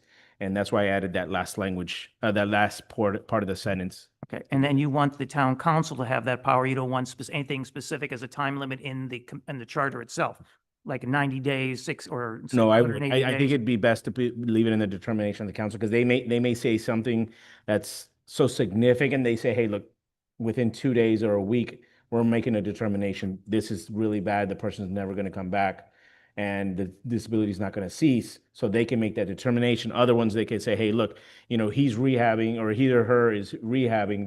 They can come back. It's going to be maybe 60, 90 days out. And we don't want to prescribe that. I think it would be best served us to leave that to the discretion of the council. Okay, finally, Mr. Attorney, in the current contract that our town manager has, what is the provisions in the contract? In other words, he has a disability, the council says, okay, he's gone now, let's get somebody else right in there immediately. What are the provisions contractually to hold that position for the current town manager that he may recover from illness, or I don't think, I'd have to take a look at the contract. I'm sure there's a provision there for disability and for removal. so we're going to need that, in other words, so that the town council would have to know how much time they would have to wait under contract in order to decide if they need to remove him from the position and bring in somebody else. Well, yeah, that would be within the discretion of the council at that point, and that's what that language is broad enough to give them that authority, and also gives them that designation in the event that even the town manager doesn't think that they should be removed. The first portion that I put in there is that the town manager does not make this designation. They say, hey, look, this person's lacking the capacity or has some significant issue, but they don't want to appoint a acting because they feel that they can want to move forward. The council can make that determination, I believe, to move it. I think it's a pretty serious situation. I don't see it except in the extraordinary circumstances And then, of type of disability or anything. Through the chair, one second, and then I'm almost done. And then now we're dealing with the American one second, Disabilities Councilman. Act. Now we're dealing with the American Disabilities Act. In other words, if he's considered disabled, can we remove the job? In other words, we have to deal with that law also in this case, wouldn't we? Yes, absolutely. Well, I think that all goes back again to the discretion of the council in making their determination. I would like to believe that they would listen, or at least take into account the recommendations of the town attorney at that point in time. And I'm sorry, Mr. Go Chair, ahead. but also remember that there's a difference, and there's a nuance, right? Regarding someone who is an employee at will and someone who has a contract. He has a contract with with the town. And in that contract, it delineates what happens if there is a disability. So that's something that he can contract away. Yeah. Okay. Councilman Fernandez? Thank you. Councilman- Thank you, Chair. I just, and it disappeared the language, but I just wanted to really, I have, and the word where it says temporary absence, should it be qualified as to what that means? Because what I'm wondering is if the manager, and of course I'm ceding more power to the manager in what I'm going to propose, but let's just say, for instance, that he just wants to take a Friday off. Would he have to write a letter to the council and have the council decide on whether or not he can take a Friday or Thursday, Friday, and the weekend off? Does that make sense what I'm saying, or am I interpreting that language incorrectly when it says temporary? Yes, and let me respond to that is I understand that question, and that's the reason why, and this one actually is a more clear designation as to the may versus shall is in the first line, is that the town manager may designate a qualified employee. So it'll be up to the town manager if he believes that his duties can be covered or they cannot be covered. He's going to make that determination. And if he fails to do it, again, the language is in there that allows the council to move forward and make that designation in his absence. Yeah, Or her I absence. actually was going to recommend that be changed from may to shall. Shall, yes. Yeah, because it would be irresponsible for me even for a day off. Everybody, whether the 7 bosses that I have or my staff, they should always know who's sitting in the seat. Sure. And the reason why I wouldn't, I'm not going to take the change it as the shall, but I understand your position, meaning is that if you decide you're going to be gone half a day because you're going, you have to take care of a doctor's appointment, but you're going to be in a waiting room. It's nothing significant. You're just going for a regular checkup. Technically, what's going to constitute your absence, even a temporary absence? I don't want to have someone interpreted that you have to designate somebody by letter for a short period of time when you're still going to be available to perform your duties nonetheless. And I think it's best to leave it in the discretion of the town manager to determine when it is that they're going to. And then if they don't, and the council believes, hey, look, we need to have somebody here because you failed to, for any of these enumerated reasons, that it be done that way rather than force you to designate every single time you may be absent. If you're going to lunch, technically, it's a temporary absence from your duties, and I wouldn't want you to have it. That's the point. It's give you the discretion as town manager currently, or even in the future, any other town managers to have that discretion to determine when they're going to. Does that answer your question, Councilman Fernandez? Yes, sir. Yes, sir. I'm clear with it. Thank you. Thank you for clearing that up. Commissioner Fernandez now. Thank you. So I did have a question and more questions to follow. Me personally, I want to take a little bit more time with this item, and what I'm concerned about is the potential for abuse by a council deciding that, maybe there's a manager who's owed severance and we can't fire him for cause, but if we incapacitate him and promote somebody else and put him on ice in the freezer, then we can have somebody else that we appoint to be the town manager and just, leave him at home. So I want a little bit more time to look at that. I would love to see what the town manager's contract says as far as compensation and disability and all of that aspect before deciding what to do for this. Yeah, I would just point you to that this is limited to a temporary absence or disability. And just from a legal standpoint, determining whether or not a person's incapacitated is actually a legal determination. It's not even a doctor's. The doctors make the recommendations of the courts, and you can't be legally determined to be incapacitated until a court has agreed and said, yes, we agree, and we're removing these person's rights, whether it's full rights or limited rights, and that's handled through the probate courts. Right. I'm more concerned with the first part, the temporary absence, because as you so eloquently made the case for a few minutes ago, going out to lunch could be framed as a temporary absence, right, under the right circumstances. So if you wordsmith that, a temporary absence would still trigger everything in this event. So I don't want the town manager going to lunch, getting us a new second town manager all of a sudden, and that's my concern. No, I understand your concern. I don't have a lot of these things. I guess you could say I'm not going to say that it's the perfect wording. You could read a lot of these things into it, but then that's what we as a town entrust within our council members, that they're going to be reasonable. And if we think that they're otherwise, there's provisions to remove the council and change that process up. And look, the great thing that we have in this town that I always see is we have a very vocal community that would definitely come out and force at that meeting when that council wants to make those types of decisions to designate somebody to be temporarily absent from during lunch. Sure, Commissioner Bennett. Yeah, like I said, and that goes back to my original statement of putting some type of time limit on this. In other words, 30 days, 15 days, 2 weeks, something like that, in which, his absence requiring if he. My employment agreement says 90 days. I just checked. Okay. 90 days. So that's what what he says there. So he has a 90-day period, which we have a provisional town manager in his absence. And at that point, it does the contract immediately say he can no longer perform the contract, and it's not terminated. It's just there's a provision there for what do you call it? Retirement benefits and so on and so forth at that point. Am I correct in that? It actually says that the contract is terminated. Okay, I figured that would be it. Okay, thank you. That's what we need to know. Mr. Chair. if I All right, may. go ahead.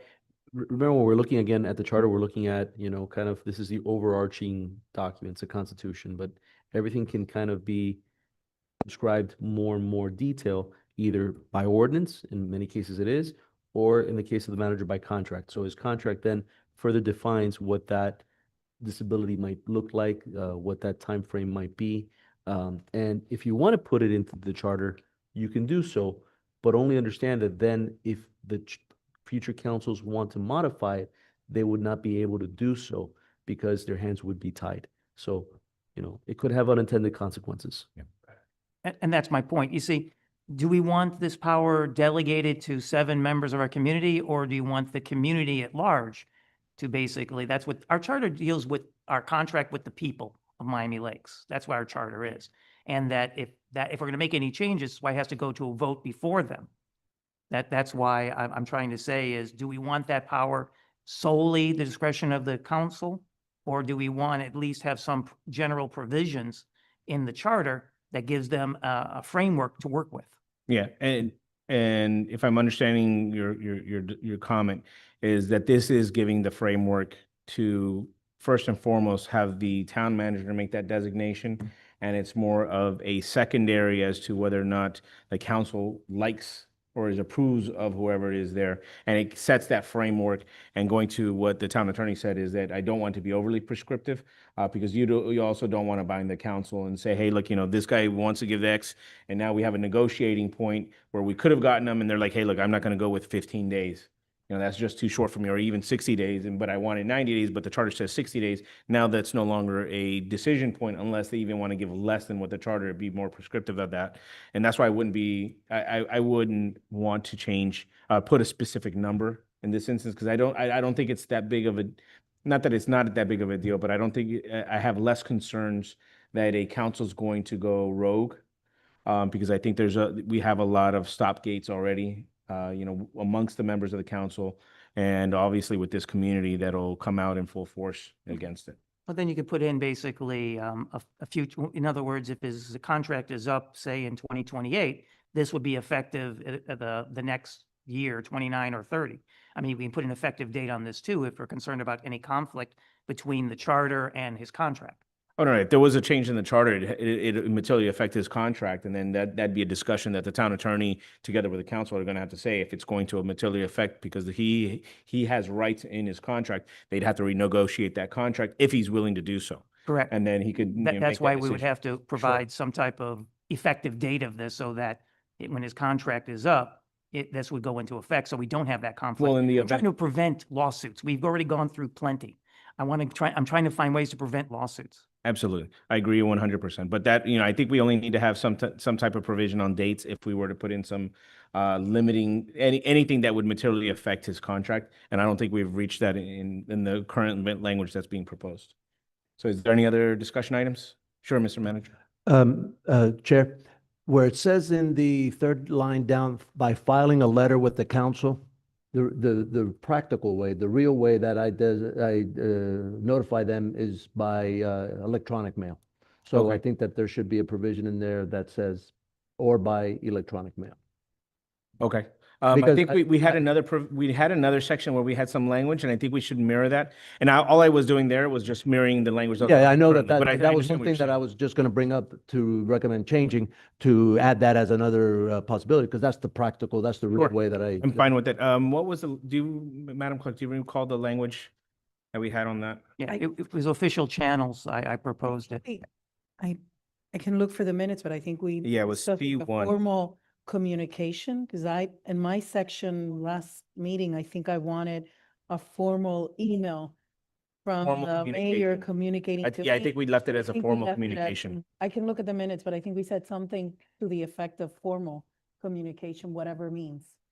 I think you all mentioned that emails are used now, but in 10 years, maybe emails are Yeah. not used anymore. You could just say in writing, and then that's broad enough where it could cover several different forms of communication. It just becomes Mr. official when the Town town Attorney. clerk receives it. I think. Are you fine with that? Yep. Will that- Writing or in written form? Yeah, I just. want- Okay, so I'll make a motion to replace in the current language. This is going to be motion to be, is to modify the language from filing a letter to be by, what was the language again? By formal communication, Yeah, in written form. by a formal written communication by. But it has to go through the town clerk because she's the keeper of all the documentations. Yes, right? no, that doesn't change. Okay. I just No, want- it'd be with the council. It'd be I filed know, with but the it council. usually has, if to be official, it has to go to the town clerk to be considered, I'm assuming. It has, in some way, it has to get through the town clerk. Mr. Town Attorney, Well, or Manager? Whoever has the answer. No, I was Should gonna it stay say- with council or should it be with the town clerk? He needs to notify the council if there's going to be a temporary vacancy, right? So the communication has to be with the council because the council has to then make a decision. That's what the section says. But yes, Commissioner Bennett is correct. All communications should include the clerk. Okay, but do we need that language here in this provision or is with the council sufficient? No, I mean, the clerk is the keeper of all, any public record, right? Yeah. But she doesn't have every public record. If there's a public record request, she always, all the time, has to go to the department that's handling it or the individual that's handling it and get the public record. So she's the custodian, but she doesn't have it. Sure. So But- what I normally do, I send an email to the council and I CC all town staff, and everybody knows, everybody's on the same page and they know when I'm going to be out and who's going to be the boss. All right. So with the council will be fine. So the motion is to replace the language filing a letter with language that says by formal written communication. Is there a second? Second. Second. Any further discussion on that language? Seeing none, all in favor say aye. Aye. Any opposed? Seeing none, the motion passes. Now we're back on the main motion. I would like to the chair, would you be open to removing the second instance of temporary absence? So not the first temporary absence at the beginning, but the one that starts with the council may. It's like the third. Where he's unable to make the designation due to the nature of the temporary absence or disability? Exactly. Remove that temporary absence so that the rest of that paragraph can only occur in the event of the disability, but not in the event of the temporary absence. Because if there's a temporary absence, the manager isn't disabled and is able to designate someone.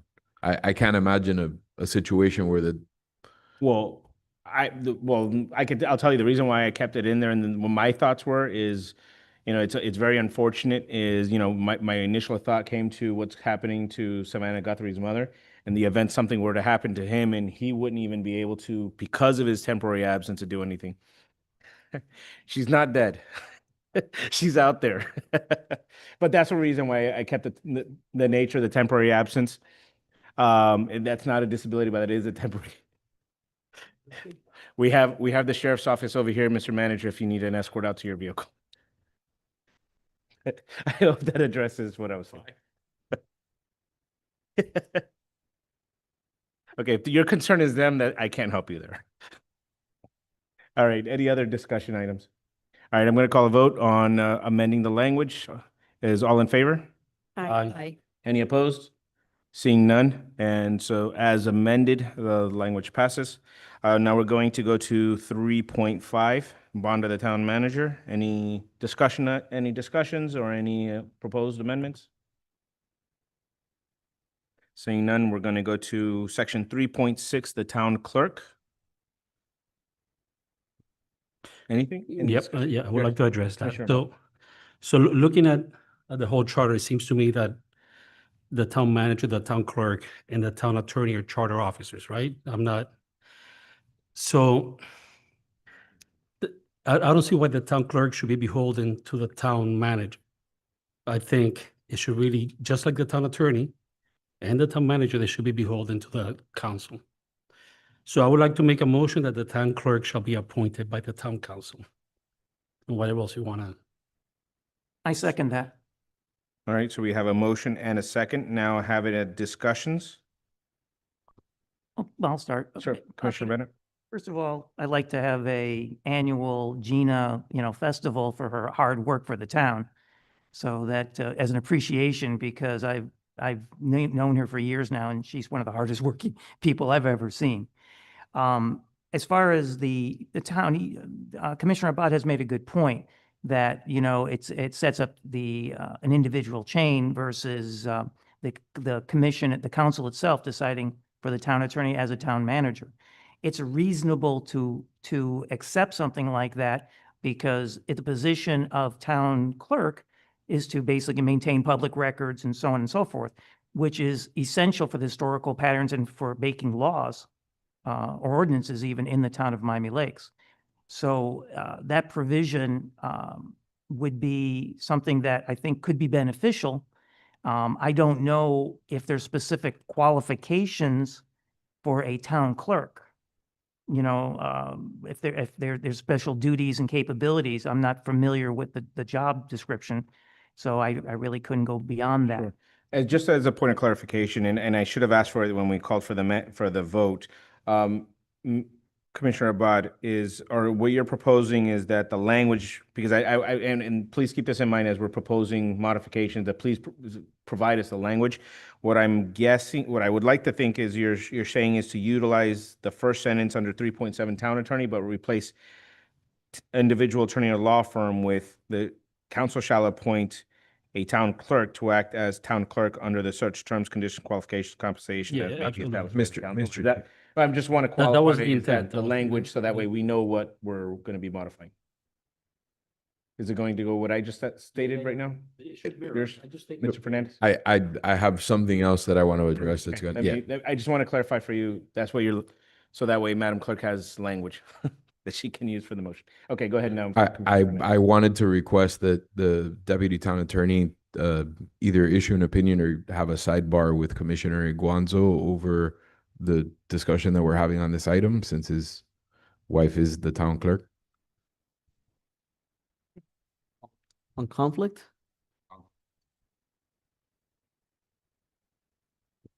I can just recuse from voting. I mean, if you feel like you'd like to recuse yourself, you can recuse yourself if you feel uncomfortable. That's fine. That's fine. Yeah, and I don't know if the town has any of the specifics. My understanding has always been that while you may recuse yourself from a vote, you can still participate in discussion if you so choose. Is that correct? No, you should remove something from this. Oh, you remove, okay, that's how you guys have the process. Okay. Okay. To remove myself? Yeah. Yeah.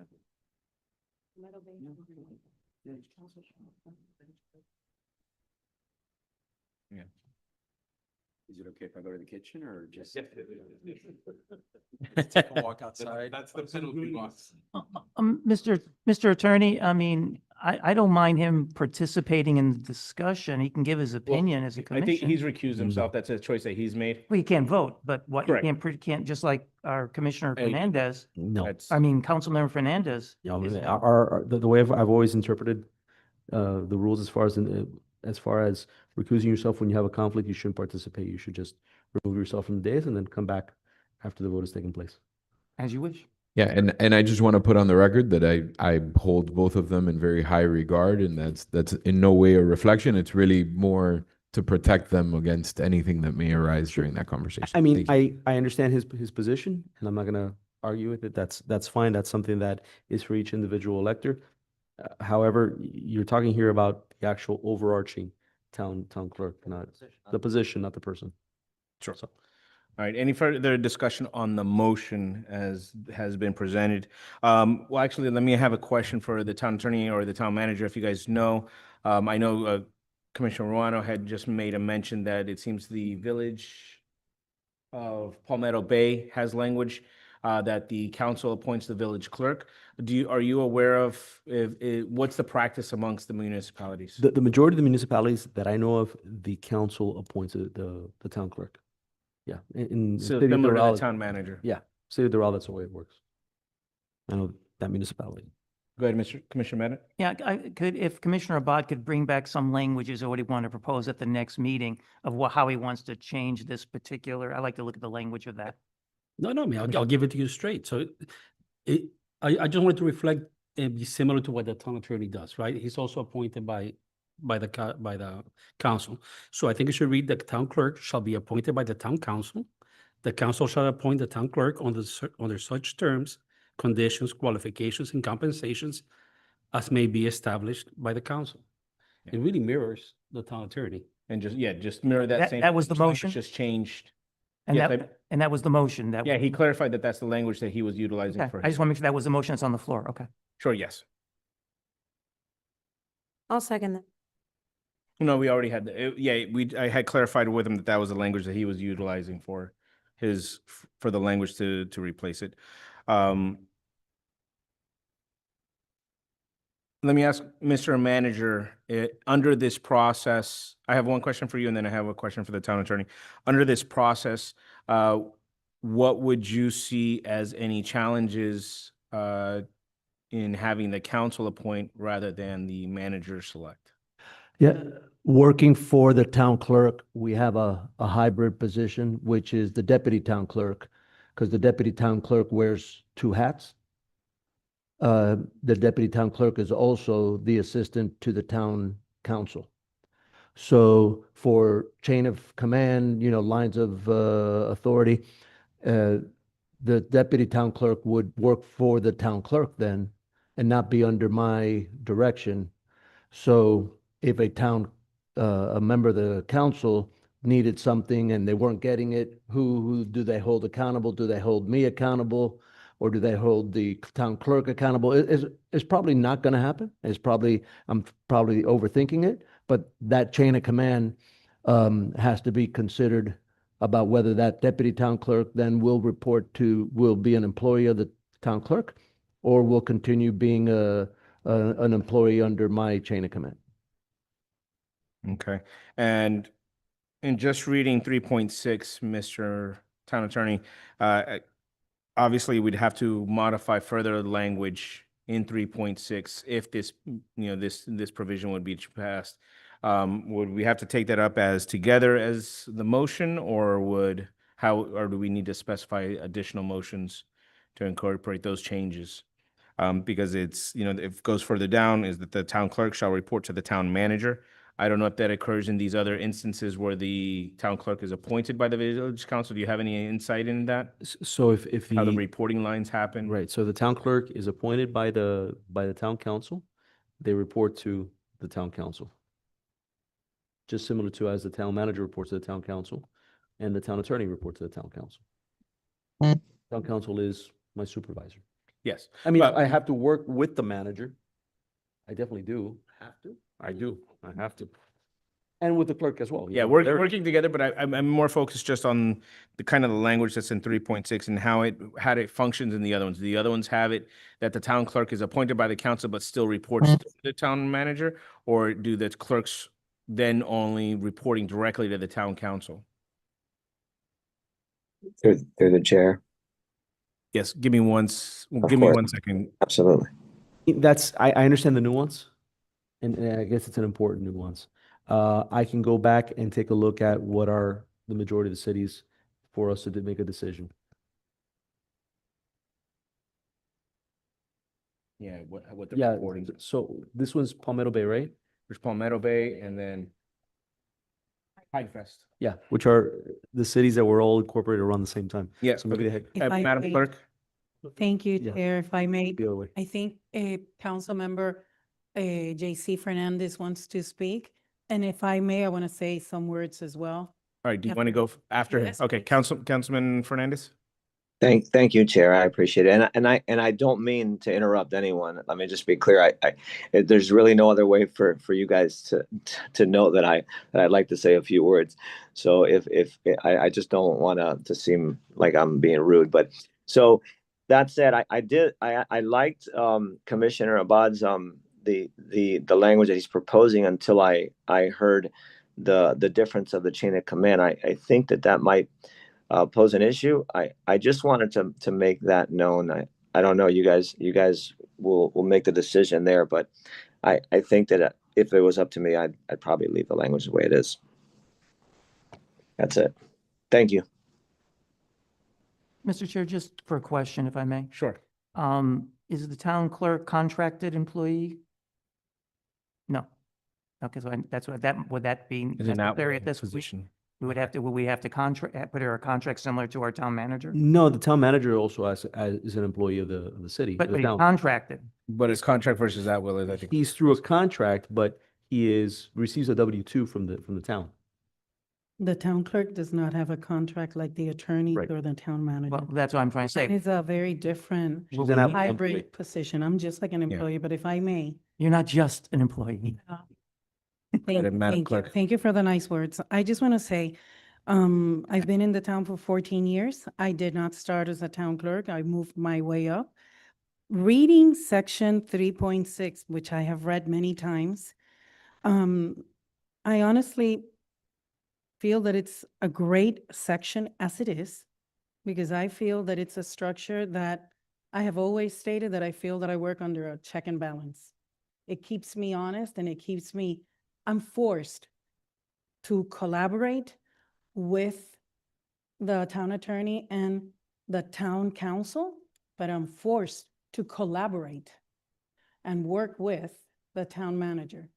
I don't feel that the town manager, the former one, and Mr. Peterman are my only boss, I feel that he's my boss, just like I always state that I feel that I have 7 bosses, the mayor and the elected officials, the council members. So I do feel that this hybrid, whoever wrote this 25 years ago, I thought it's great compared to other municipalities, which are my colleagues, my friends, and I always see a lot of them with stress that they have to only report to the council and to, say, the mayor and the council members. I think that the town clerk of the town of Miami Lakes is in a privileged position. I stay within my lane and I don't favor the manager and I don't favor the mayor and the elected officials. I treat them all the same and I collaborate. So I think the hybrid position as stated in the charter, it could be improved, but I do think that it forces the town clerk, whoever does this job, to stay within the lane, like I always say, to work and have a good relationship with all the charter officers and with, very important, the elected officials. I always say I serve the elected officials, but I work hand in hand with the manager, whoever that person is. I think that benefits the town. That's why I don't play games and I stay within my lane. I do see that it could benefit if I report to the council. I don't know, it depends. But I think that in this particular town, again, it's been a pleasure to work with both the same. Thank you. So I'm gonna do real quick is I'm just to clarify, taking everything into account, and it's not that I'm not stating that how I feel on the original, on the motion just yet, but just to make sure we're avoiding future motions, what I'd like to do is just to amend your motion, your original motion, to have that we take the language of the entirety of 3.7 and simply replace the words town attorney or law firms with the town clerk, so it mirrors it. So that way we're just dealing with, so we can handle the whole entire motion, whether it's up, it goes forward or fails. but just so that way it mirrors. So my motion is going to be to mirror the language of section 3.7, but to refer to the town clerk rather than the town attorney. That's my motion. Second. All right, it's been motioned and this seconded. Yes, Mr. Town Attorney, for discussion. We've just been having a little sidebar here. It looks like, a lot of cities, maybe the majority of them, have it as the clerk reports to the council, which kind of makes sense. She's a charter officer, just like the manager and the attorney. I understand her feelings, but taking that into account, it does make sense legally. If you'd like, you can defer this item and I can bring back a survey of what other municipalities have, how this is broken up. If that would help, that would be helpful. Okay. Well, right now we're on the pending on the motion. We'll get back to, I think, when we get to the main motion, once we get to that. The current motion is just to adopt the language that's under 3.7, obviously modifying it to reflect the town clerk rather than town attorney. Is there any discussion on that motion? Just on the modification of the language? I'm sorry, Mr. Chair, should we defer this until he brings back the language, or should we vote this up and down now? Mr. Chair, if Sure, go ahead, Mr. Fernandez. so 3.6 does include some of the responsibilities of the clerk, which I don't necessarily want to leave out. So it includes the town clerk shall give notice of council meetings to members, the public, the minutes. It does break down some of the responsibilities of the office that are unique to the office. So even though I seconded your amendment, I would urge you to reconsider because I don't want to leave those components out of it. All right, so this is going to be another fun one. So, but I'll keep it very simple, and I'm going to very, very directed this time. So I'm going to file a motion to amend my motion to add the second sentence that the town clerk shall give notice of all council meetings to its members and the public and shall keep meetings of the council proceedings. Add that sentence into the language of the town attorney. Second. All right. Any discussion on adding that language? Seeing none, all in favor? Aye. Any opposed? Seeing none. All right, so this one's passed. And I'm writing better ways of following these out. So going back to the original modification so that it mirrors what's in 3.7 now with that additional sentence. Now we're on to that of modification of that language. Are we fine with that? Any further discussion? Seeing none, all in favor? Aye. Any opposed? Aye. Seeing none. So that, now we're back on the main motion. And so now if we want to discuss deferrals, I don't know, I know Commissioner Abad, I think you wanted to say something? So I just wanted to address the town clerk, and I don't think the intent is, I think it's just your work ethic and the way you choose to work with other people, right? Whether the council appoints a clerk or whether you fall under the town manager, you're gonna do the same job. I think it's just setting forward a path for future. I mean, we're not gonna be here forever, you know what I'm saying? For the next town clerk. And as far as the chain of command that the town manager brought up, I mean, it's like everything. He has an assistant town manager. That assistant town manager, I don't think it's reports to the council, but he does. You know what I'm saying? So I think it would be a similar thing. Yeah, I brought it up just as something that has to be determined. It's not I didn't mean it to sound like it's an obstacle. We just have to decide whether the deputy town clerk is going to be under the clerk's Right. chain of command or the manager. So like I said, my reading it and my understanding is that all three of you are charter officers of the town. And I just figured it should all align. All three should be appointed the same way. That's just my view.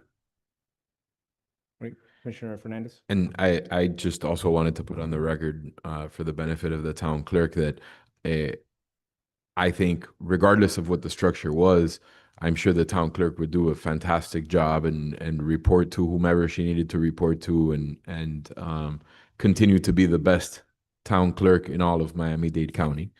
However, whenever and I had the same thought process when we spoke about the mayor's position and the manager's position before this and the responsibilities of the council, that whenever we look at this document has to work for the good town clerk and for the bad one, and for the good council and for the not so good one, and for the good mayor and the not so good one. And so I always like to reframe it, because although you do a fantastic job and there are absolutely no issues with the way that you do your work, there could be situations where we don't have as good of a manager and as good of a clerk, and I just want to make sure that the best interests of the residents are supported, and I think having the town clerk's position report directly to the council achieves that. So thank you. All right.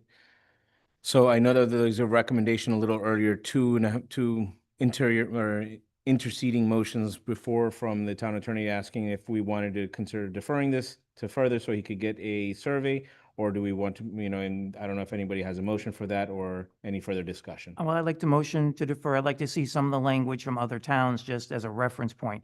Or if the town attorney wishes to provide some language, just so I can review how he wants to do this. As Commissioner Fernandez says, we're not worried about great workers. We're only worried about the ones that don't do their Right. job. So there's a motion to defer to the next meeting. Is there a second?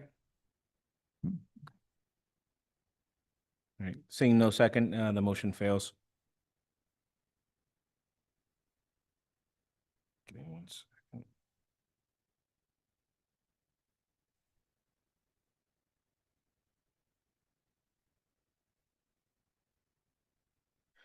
All right, seeing that and seeing any further discussion on the main motion? Seeing none, all in favor say aye. Aye. Aye. Any opposed? Seeing none, the motion passes. Mr. Chair, are we done with 3.6? Yes, we are done with 3.6. If we want to. Let me go. I was going to tell you now. Yes. I know, he's comfy.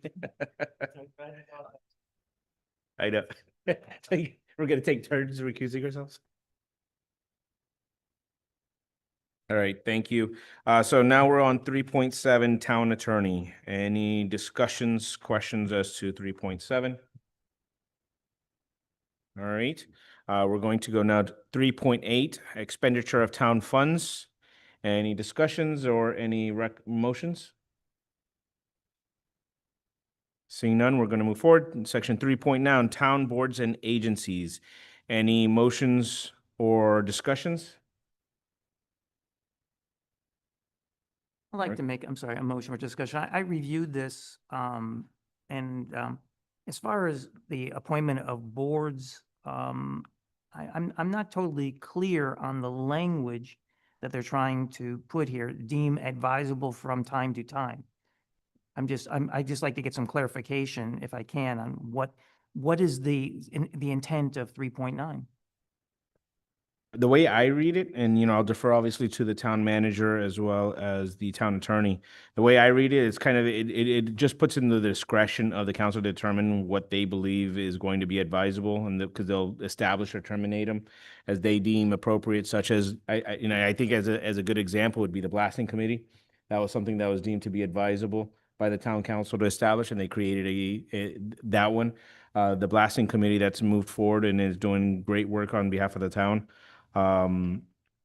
That's my sense. I don't know if town manager or the town attorney, if you guys have any further information you could provide as to that what deemed advisable means, or should be read it to mean. The only thing that is that under the mayor has the authority to create committees of the council. So the nomenclature obviously is a little different. This talks about boards and agencies. My apologies. Huh? I used a bad example. No, but there's a little bit of a conflict because in the previous section under 2. Wherever it talks about the duties of the mayor, it talks about that the mayor has the ability to create town committees, and I think, let me double check it. It may be with the approval of the council. A3, mayor may create subject to council approval. Okay. Committees of the council. Yeah, so what is a town board or? Mr. Town Attorney? I tend to agree with what the manager just said. There's already in the code, it provides for committees, and it provides how those committees are created. They're created through the mayor. Would that be like the Planning and Zoning Board? Planning and zoning board would be an agency, would be a board, it has quasi judicial be- powers. Yeah. So I'm making The an term assumption. boards and agency is a little bit different than Correct. committees. So, Correct. This charter commission, right, is something I would consider a board or an agency. okay, but then let's say the blasting commission that was, or the blasting. That's a committee. Committee. Yeah. That would be considered a committee and not necessarily. Yeah. A board. Yes, and so I withdraw Is that. there a difference is there a difference in powers and duties between a board and So the way that I would see it, committee? if I may, Mr. Sure, Chair, is absolutely, that Mr. I would see a board like the planning and zoning board has quasi judicial powers. In other words, they say that's not a variance, it's not a variance and it's illegal. And the only way that you can have any relief is, filing a suit in circuit court. Mhm. If we would have a code compliance board instead of a magistrate, it would be something similar. Right, so a committee this commission, basically would just something similar. provide recommendations to the town council. Which It's they more of a recommendation type board. Right. Yeah, Which and is that's what what committees do. that's Yeah, what they don't they- have the authority to enact anything. They just make recommendations of the council, because I sit on one. And so what I'm taking is that it seems that the boards and agencies are ones that can almost act independently of the council, subject to the charge given by the council. That's how I would interpret it. Given also the fact that in a separate section, the mayor has the ability to create committees which are advisory in nature. Right?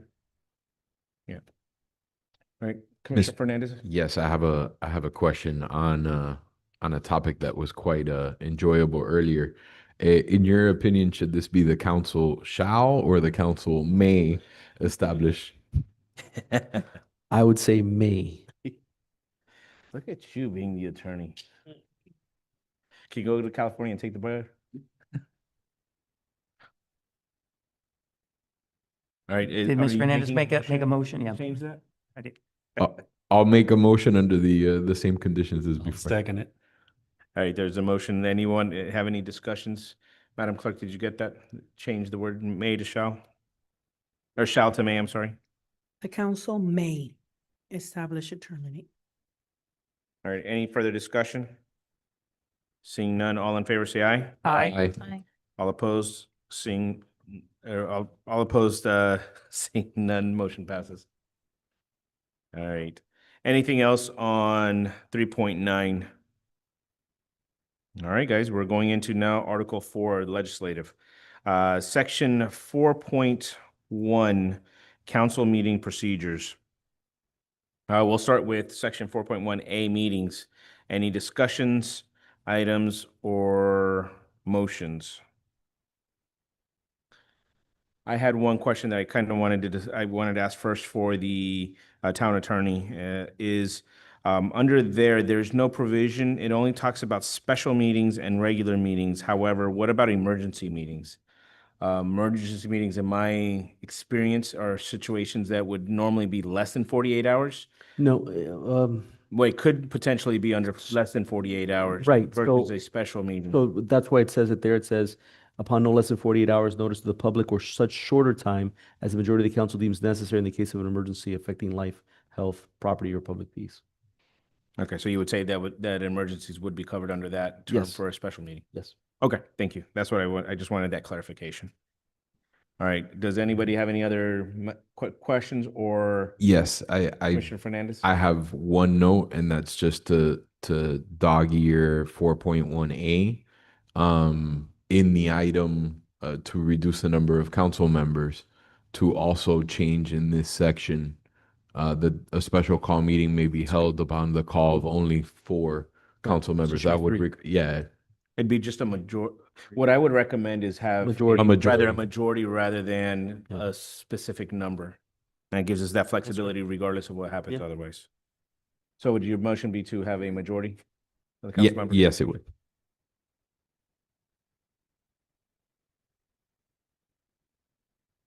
They use that term to, in C, right below it. Yes. Majority of the council.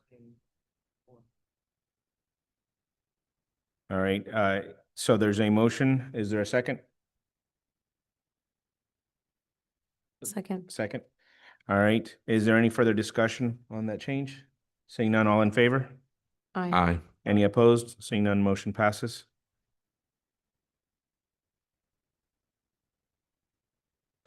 All right, any other discussions on 4.1A meetings? All right, seeing none, we're gonna go to 4.1B, rules and minutes. Any questions, any motions? All right, seeing none, we're gonna go to 4.1C, quorum and voting. I think that has a similar language change to 4 or more, and just change that to a majority. I'll make that motion. Is there a second? Second. Any discussion? Seeing none, all in favor, say aye. Aye. Aye. Any opposed? Seeing none, motion passes. Any other discussions on 4C, quorum and voting? All right, seeing none, we're gonna go to 4.1D, meeting time limits. Any questions or discussions? Can I provide an opinion? I think it should end at midnight and everything else should be stricken, but that's just my opinion. Can we move that to 9 p.m.? Second. Thankfully, they don't make motions. Yeah, you weren't here in the early 2000s and when the meetings went till 2 a.m. I was there sitting in. So yeah. I've been at the county ones where they've gone till 4:35 in the morning. Yeah, those are fun ones. All right, is there anything, any motions for 4.1D? Okay, we're gonna go now to 4.2, prohibitions. Let's start off with 4.2A, appointment and removals. So I would like to make a motion that we strike the word except the town clerk from 4.2. All right, there's a motion. Is there a second? Just a moment, Mr. Chairman. I'm going to read this again, if I may. Well, right now, let's. Yeah, see no, whether- I second it. So second for discussion? Yes. All right, we have a second, and so if you guys want to take a look at that, and then we can discuss. Second was Bennett, Commissioner Bennett. So I just want to clarify, the only reason why I think it should be removed is because the town clerk will no longer be under the town manager. Yeah, but I believe that the town clerk will still be an employee. I think you need it now more than before. No, well, under the current removal, you would be striking other than the town clerk. But the town clerk, because it says removal of any town employee, the town clerk, even though it's being appointed by the council, still is a town employee. Well, what they also, if we were to leave it in, it would say that the council could not remove the town clerk.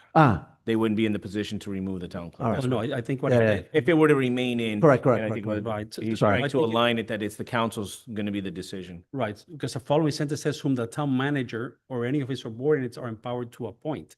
So she will no longer be empowered for you to appoint. So I think that should be, stricken. Sure.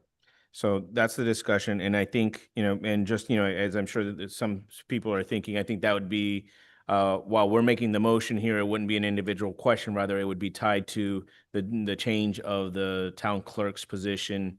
And when we get to that answer, it would just be combined, but we're making the motion here to make sure that that gets also changed there. Okay, so that wouldn't be in the question that would be presented to the voters. It would just be basic. Do you want the town clerk to be appointed by the town council? And to then after that, modify the a charter chain of- to reflect that. And then change. a change of events occurs, but we don't have to publish those change of events. Am I correct? Well, I think the changes would be published, but it wouldn't be in the question.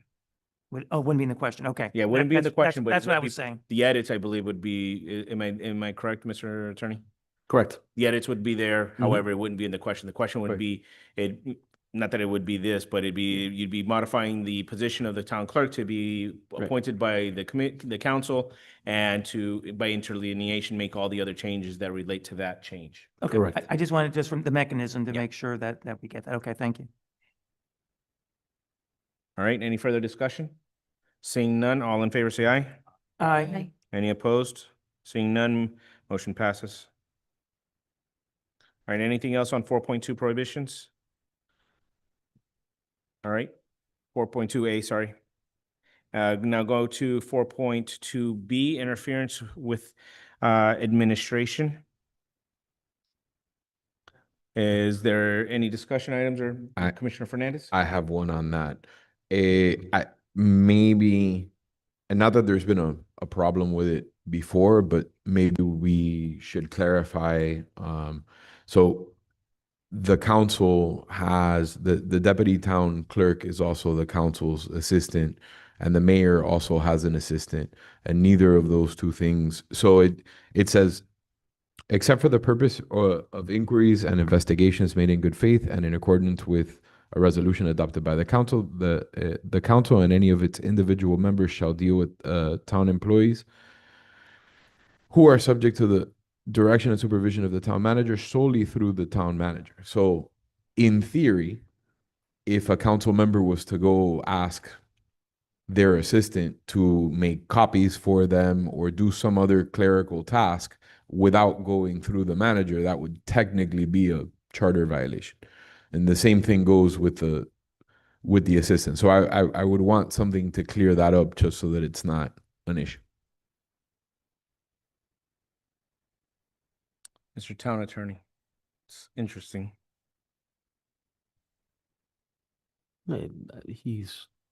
Commissioner Fernandez brings up a point. It can be further clarified.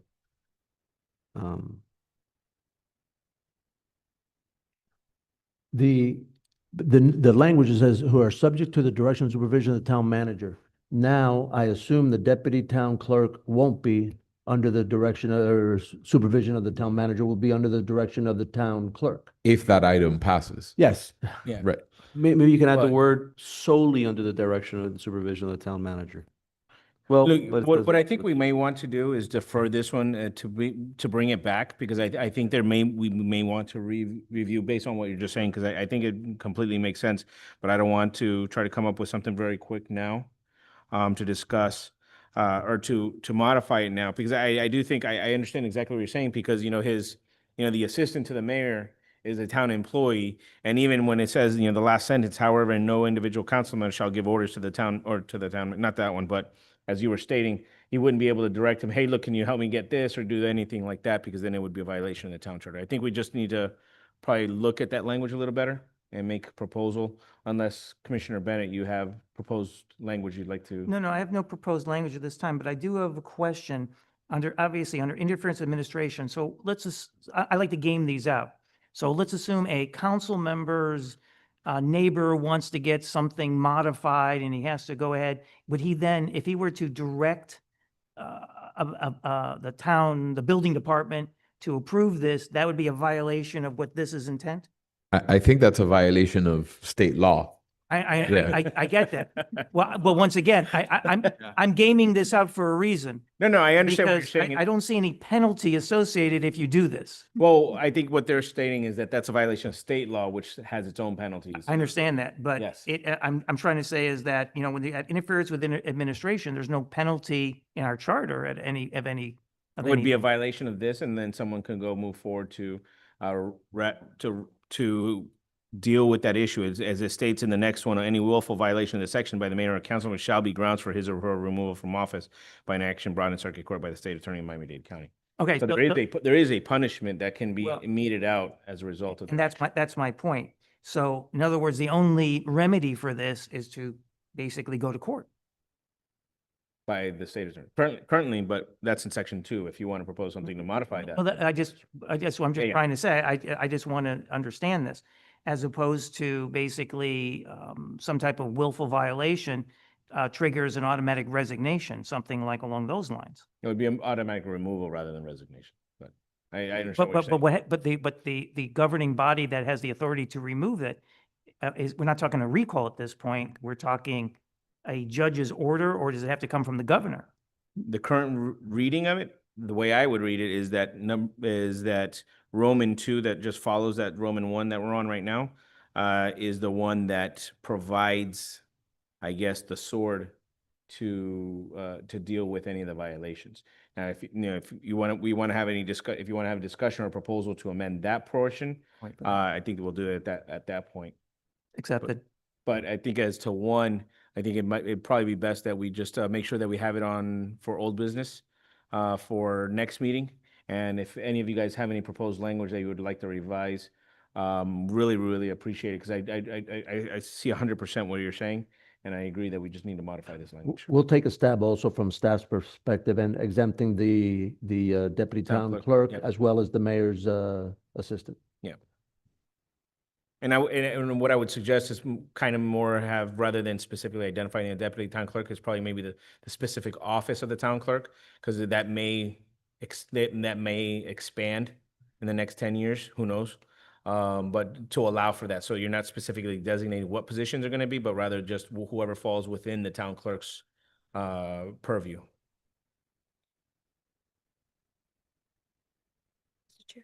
Yes. Before we move on to another section, I wanted to make a motion to remove the language that says in accordance with a resolution adopted by the council. I'd like it to read simply, except for the purposes of inquiries and investigations made in good faith. Because there are That's right. oftentimes accounts, Looking at. the first, Okay. the second sentence, where it says in accordance with a resolution adopted by the council. Yeah. Well, I think what I was asking to defer The- is to do the whole entire section, just come with proposals of what we would want to have read into it completely. I think revising the whole entire thing rather than just trying to do one or two sentences Okay. is probably be best. So I think you could incorporate that in that. Absolutely, thank you. Absolutely. All right. So if nothing further on B1, going to B2 now, is there any motions or discussions that we want to have? I'd like discussion for a moment, just a clarification, Mr. Attorney. Obviously, we're recommending the circuit court or the state attorney's office. So this would be a civil matter. So the evidence would have to be in a court trial of the preponderance of the evidence versus reasonable doubt. Is that what we're dealing with here, a criminal or civil infraction? Under two. Under two, yeah. It's going to circuit court. Now, I didn't say criminal court, I said circuit court. I was just curious, is this a civil infraction where the evidence is a little bit more Well, general versus a criminal court, which is? no, the way that it's written is for it to be considered a criminal ground, because it would be the removal by action, And a and it would willful be violation. for an action brought by the state attorney. So, Yeah. Yeah. It'd be yeah. So, and I agree in that I would read it as the same way, given that it's a willful violation of a charter, just like if it was a willful violation of any other state statute. And if it's being brought by the state attorney and be a criminal prosecution is the way that it would be and I would see it as being interpreted. And taking it with that would be is that while it's in circuit court, just so you know, the criminal courts fall within the circuit courts, but they also have county court and criminal. Circuit court is just the level of punishment that can be meted out. And so it'd be in circuit court, and if it's a criminal matter, it's obviously is going to be beyond a reasonable doubt. Right. All right. And basically now we're dealing, since it would be the state attorney's discretion if she chooses to file the complaint in court. I think she has discretion at this point. You know, they bring the evidence to her and she decides not to file any charges. It dies there. Am I correct? Yes, because the state attorney would have to make a determination as to whether or not he or she would believe that they have sufficient evidence to be able to support the willful violation. Because willful, it's not only a violation, but it has to be a willful violation, which is a high legal standard. And so that basically it's a malfeasance of some sort. Because beyond willful- malfeasance. Beyond Yeah, malfeasance. it's a willful violation is that they intended to violate, not that it was, hey, look, I saw someone walking down the hallway, at least under the current language, and I asked him, hey, look, can you go get me a cup of coffee? And then now it's did he Well- intend to violate this? No, as opposed to what you exampled of saying, directing I wouldn't say a building official because it Whatever. brings up other things, but saying, hey, look, I need you to go get my dry cleaning clothes, or do anything like that. That is just absolutely, it would be a clear violation. Okay, and just That'd be my- one last thing, I'm sorry. So malfeasance, Sorry. this is beyond malfeasance, which is defined as willful. Malfeasance I is believe willful. willful is a much higher standard, yeah. Okay, But I will defer to the town attorney. completely agree with you, Chair. All right. So any proposals on to 2? All right, we'll move over to section 4.2C, holding other office. Any discussion items, motions? All right, seeing none, we're going to go to 4.3 ordinances. We'll start at A. Does anyone have any discussion items? Or just any discussion items or motions? All right, seeing none in 4.3A, we'll go to 4.4, emergency ordinances. We'll start there with the first paragraph and A. Does anyone have any recommendations? Discussions? No? Yeah, I do, well, just one quick question. Sure. Have we had any ordinances challenged in court? I mean, as far as my knowledge, we have never had an ordinance challenged at any given time. No, Okay, not thank that you. I'm aware. All right.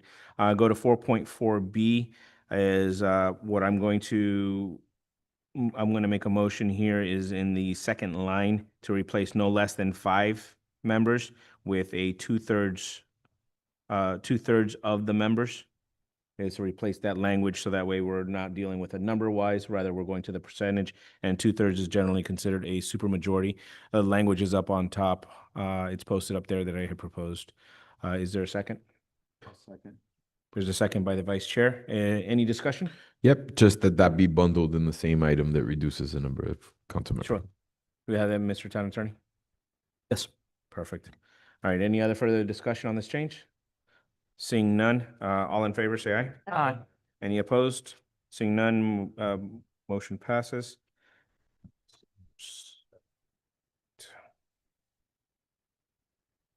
All right, going to C, effective date. Anybody have any discussion items or any modifications? Seeing none, we're going to go to D. Same on repeal. Any discussions, motions? Seeing none, we're going to go to E, emergency appropriations. Any discussions or motions? Seeing none, we're going to go to section 4.5, the annual budget adoption. Anybody have any discussion items or motions? Seeing none, we're going to go to 4.6, fiscal year. Any motions, adoptions? Going to 4.7, appropriation amendments during the fiscal year. We'll start with A, supplemental appropriations. Any motions or discussions? Seeing none, we're going to go to B, reduction of appropriations. Yeah, I would like Commissioner to- Bennett? Yes, I'm sorry, I'd like to bring this up for discussion. For reduction of appropriations, once again, is this the 2/3 majority if they decide to reduce the appropriations that have been already provided? Is that how I'm reading this? I don't see the 2/3. It just says they'll be reported to council and the council shall take such action as it deems appropriate. And I think that it just simply implies that it'll be just a majority vote like any other action. Simple majority vote to remove, okay, so, all right. All right. Okay, I'll withdraw. Okay, not a problem. Any other discussions or motions on B? Seeing none, we're going to go to 4.8 and go to A. Aye. Chair? Yes, Councilman Fernandez? Yeah, may I add something there? 4.8A, yes. 4.8A, if I may. So, and I think the intent, as I discussed it with the manager, I think at one point there was difficulty getting the mayor at the time to sign this. So after,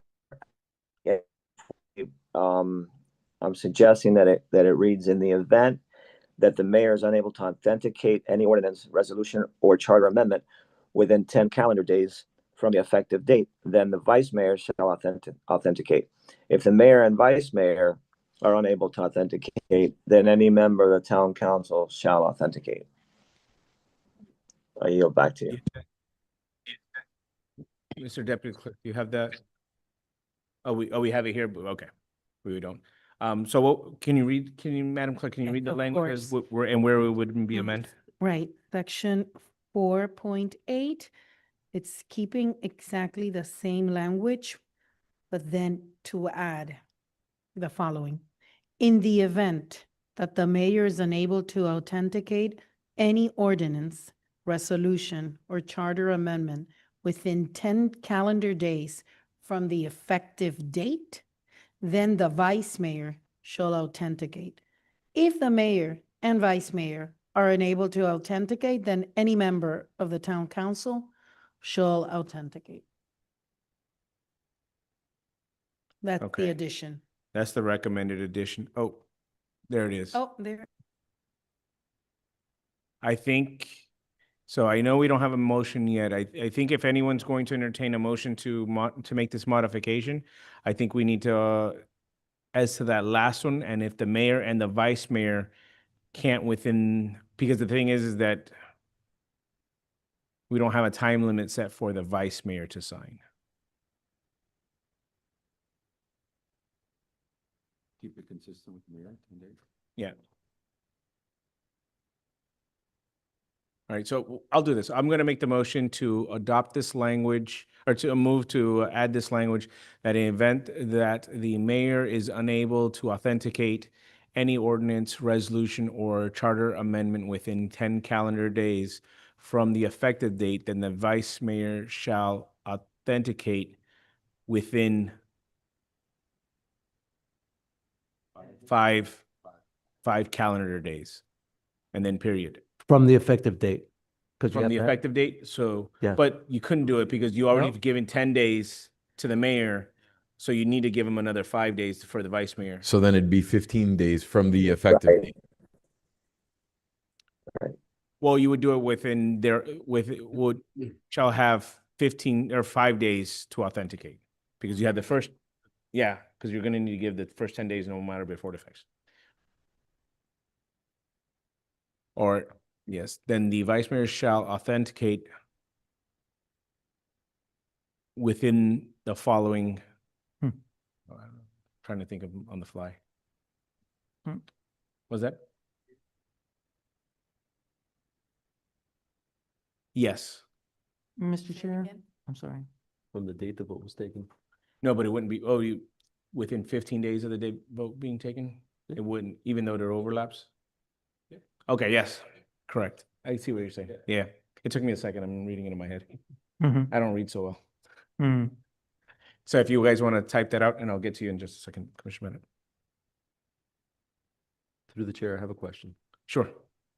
Okay, because it's happened to me once in my tenure here with a town where the mayor and the vice mayor did not want to sign a resolution. So what is the remedy? Well, I think that the last sentence is, if neither of them do it, then any member of the commission can sign. All right, sorry, I can't read. I didn't know too if well. I didn't know if you were going to that, or if you were just trying to say that. No, it no, just- that's fine. That's Okay. I, Yes, I- shall authenticate within 15 calendar days of the effective date. Yeah, we'll have, we'll have discussion. Okay. But I would just want to get the motion so that way we can move it forward. Mr. Chair, can you ask if they put back, is that what they're doing now? Okay. Yes, and if you guys can highlight the full language that was being amended, so we can read that separately. So, and then if the mayor and vice mayor are unable to authenticate, then any member of the town council, it'd just be of the council, we don't have to have town council, shall authenticate. So remove the word town. Is the word unable? It's not a. Unable, unwilling. Mhm. Thank you. Yes, so the mayor I just put do not authenticate. Yeah, right. Good. Yeah. Implies that they didn't sign, right? Yes, so let's do this. Yeah, so with that language, since we're revising the language on the fly, in the first sentence, in the event that the mayor does not authenticate, and then also with the vice mayor does not, if the mayor and the vice mayor do not. So that way it doesn't go to abilities. So that way we get the motion correct from the beginning. And then in the last line, I don't know what happened there.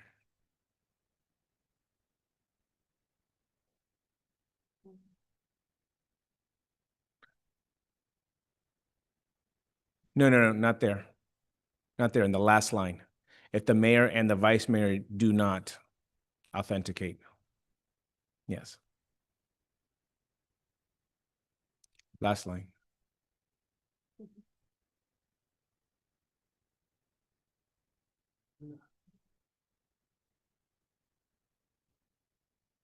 All right, so let me read it again in its entirety.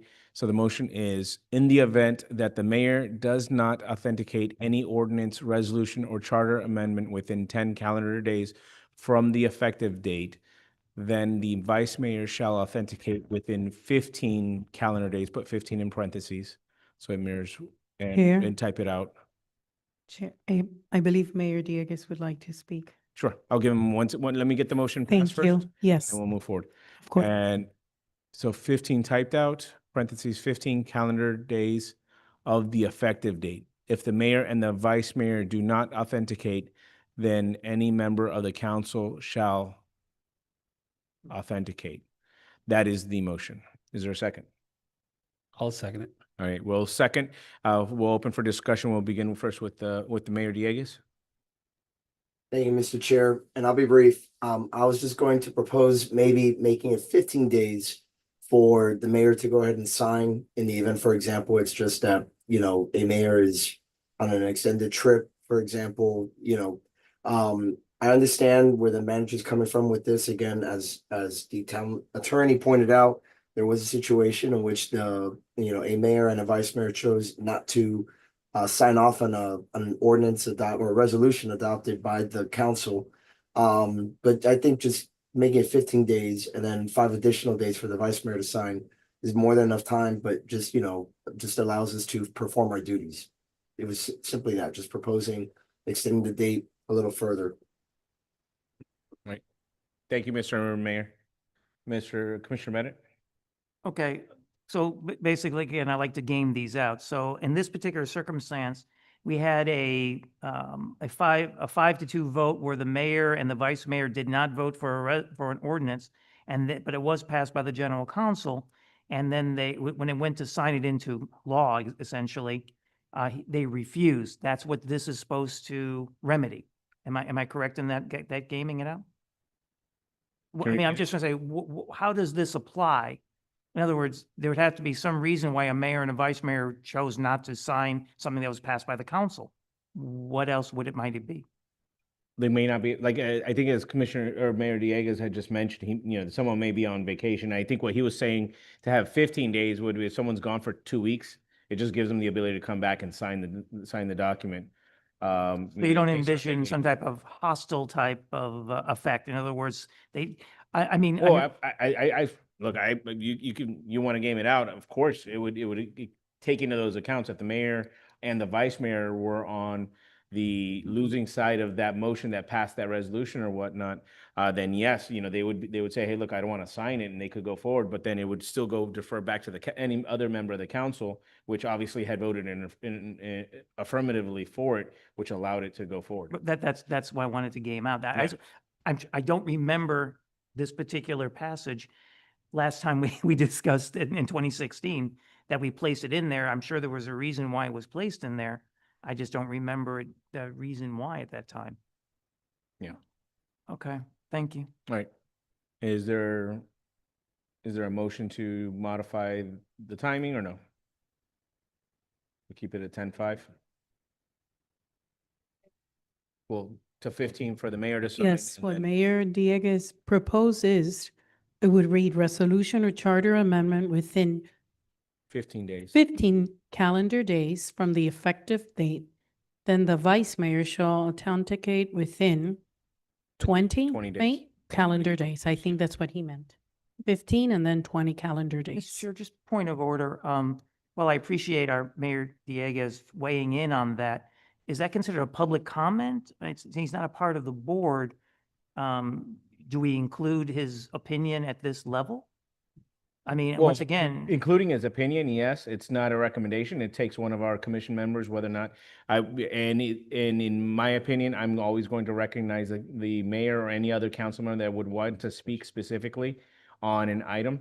And I will always address them as this is something that they can get from their point of view. And I think they'll help us bring some operational clarity. would that be sometimes. public comments then? I mean, once again, he's not a part of the No, commission. it's invited. It was something that I authorized. The town clerk told me that he wanted to speak, and I authorized him to speak on the matter. Is that? I believe is that's that- within is the that Robert prerogative. Rules, that's Mr. it. Attorney? That's in the prerogative of the chair. It's Is the that prerogative of correct? the chair. Okay, Yeah. that's what I need to hear. Mr. Chair, may I ask a question? Sure. To the town attorney, is there a reason why we wouldn't do it for that period of time? Do ordinances need to be signed within a 30-day period between one No. council meeting or, okay? No. So there's no reason that, okay. There's no prescription for that. The other, I mean, I'm not opposed to it, so I'll make a motion, but the other question I have on timing, so we have 15 days. Well, we'll make the motion, we'll see what happens. We have a period of time for the mayor, a period of time for the vice mayor. Should there be a period of time for the council if it reaches that point? So right now, it's 10 days for the mayor, an additional 5 days for the vice mayor. Should there be, But you could put something that, but in no. not to exceed 30 not to- days? 20 days, or- right, yeah. Yeah. At no point shall the time limit exceed 20 days, something to that effect. Because that, in my mind, gives if there's something really controversial that the mayor doesn't want, I mean, it's an ordinance that's been approved by the council, so Right. there shouldn't be. But if we don't put a time period for the council, does it give any of them the opportunity to say, no, I don't want to sign it? You know, Right, I think you need to, it needs to be 20 days. Yeah. I think I agree with you. I would give like a stopgap of 20 days, At the end, no later than. or not to exceed 20 days.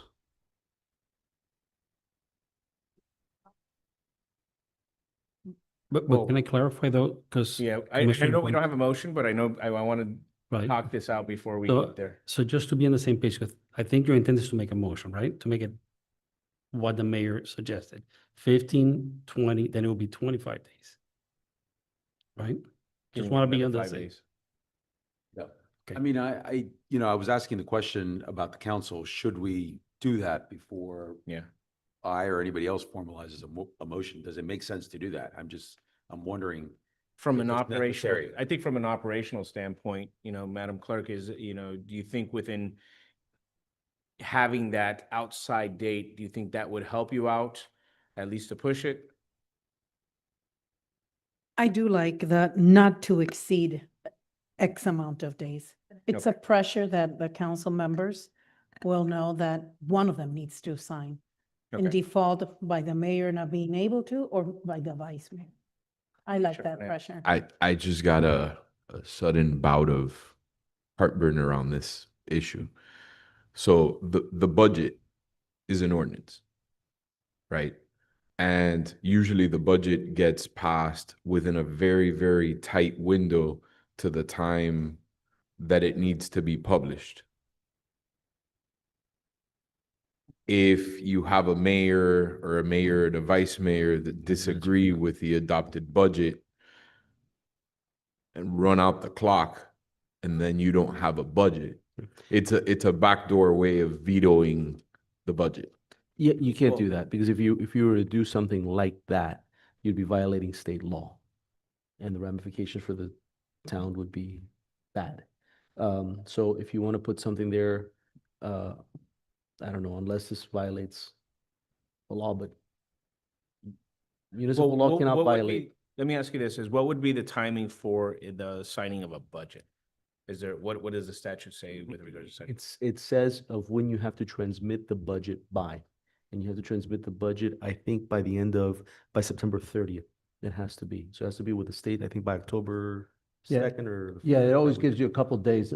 Yeah. Every year is a little different, but it's usually like the 3rd or 4th Of October. So I Hey. think what the Commissioner Fernandez is referring to then is in the event that it gets passed on the 29th and you need to transmit it by the 30th and they don't sign, those dates Now go you've- out the window.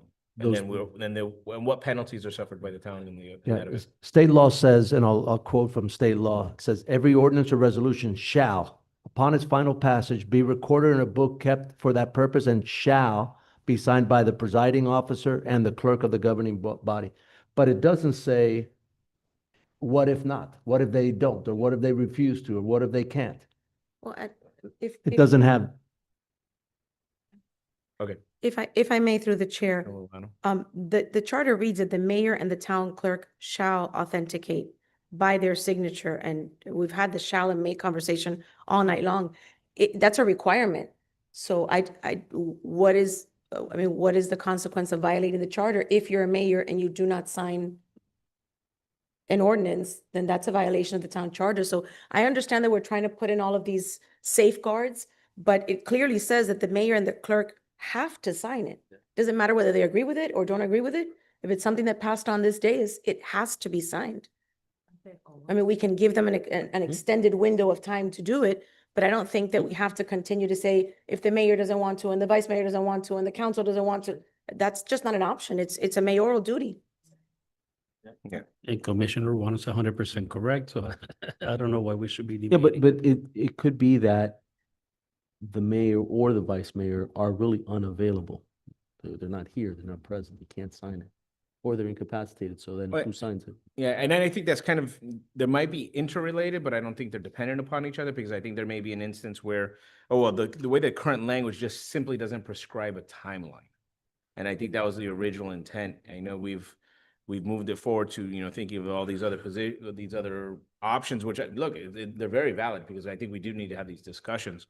But I think the original intent was simply just to get a timeline as to when it needs to be signed. So I have a question that may appease everyone.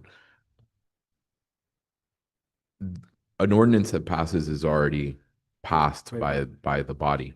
How about having the clerk and the town manager sign it?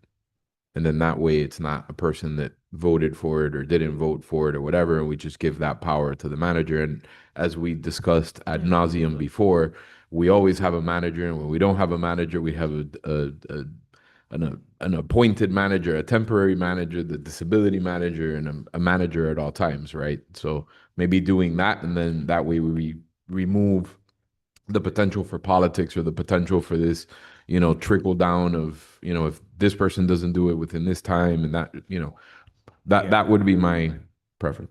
Yeah. So let me ask you, Mr. Town Attorney, I don't know if there's any provisions that require the mayor, or, if we're proposing even the vice mayor to sign it, because these are going into ordinances, resolutions. Obviously, the town clerk generally, I've always seen it, always the mayor and the town and the clerk of whatever body it is, both, because the clerk is the one that records it. It's their acknowledgement that they've received it and it's been filed. Correct. So the way that the statute reads, and we were going back and forth, two things to keep in mind. One is what the manager was reading was 166.041, which is the Florida statute with regards to procedures for the adoptions of ordinances and resolutions. Number 5, above what the manager read, is that it discusses that a majority of the members of the governing body. I'm going to read it to you because I think it helps with what we're talking about. What statute is it again? It's 166.041. Sorry, 166. 166.041. Okay, and then you got to go down number 3. This is number 4, then 0.041, yeah. and then it's 4A.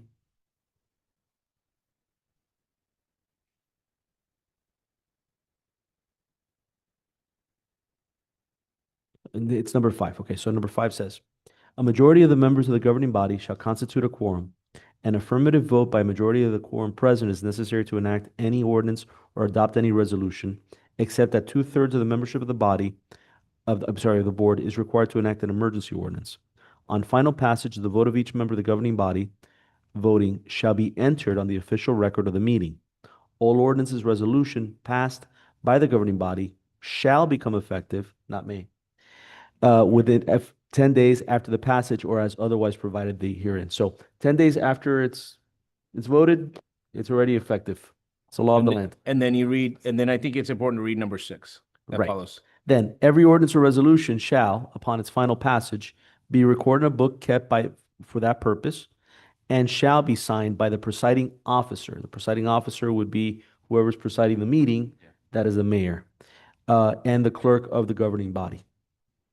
And again, I think that's important, that word governing body. So the presiding officer of the governing body. So that's why it can't be the manager, it needs to be the mayor. Yeah, and I think in seeing this now, because I pulled up the statute as well, Well, the way I read it is the signature on the ordinance or resolution is more of a ceremonial act because it's already effective by either within 10 days or the other. So, Yes, but it's prescribed by statute, so it has to happen. no, I understand that it has to happen. What if it doesn't? Yes, that's exactly, once again, that's why I'm trying to game this out.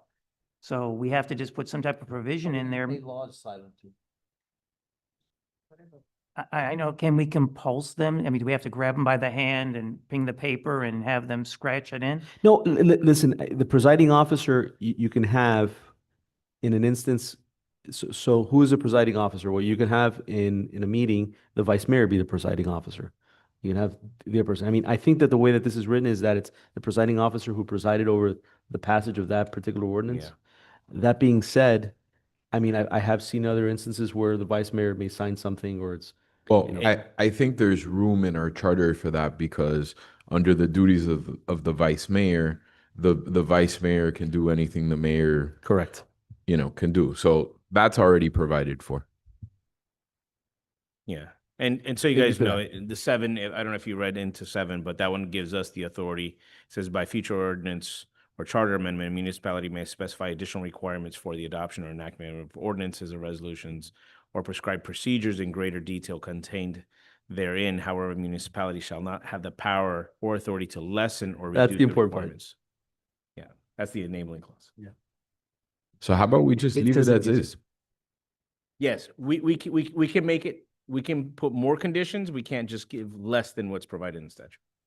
Mr. Chair, I'd like to make a motion to just keep this as is. All right, well, we have the motion already that is currently sitting to modify it. So I think what you're asking is it'd strike. probably be- well, I think it'd be a vote down of the current motion rather than a strike all of the pending motion. And if it's Procedurally all right correct. with you, can we call the question? I would agree. Yeah. You can call the question. All right, So let me just make sure. We have 2 amendments. One was by Vice Chair Inguanzo, following the recommendations of Mayor Diegues. I don't know if somebody. I didn't get a second on that. Okay, so that. No, I motion never made the Yeah, motion. he never made the motion. He had just discussed it, but I didn't catch it as a motion. no mo- So right now it just sits on 10 And and then 5. we do have an amendment by, No, I don't have another amendment. Or did I miss somebody's amendment, Okay. motions? so No, it was a. Yeah, it's just the original motion to add the language that we made Right. as presented.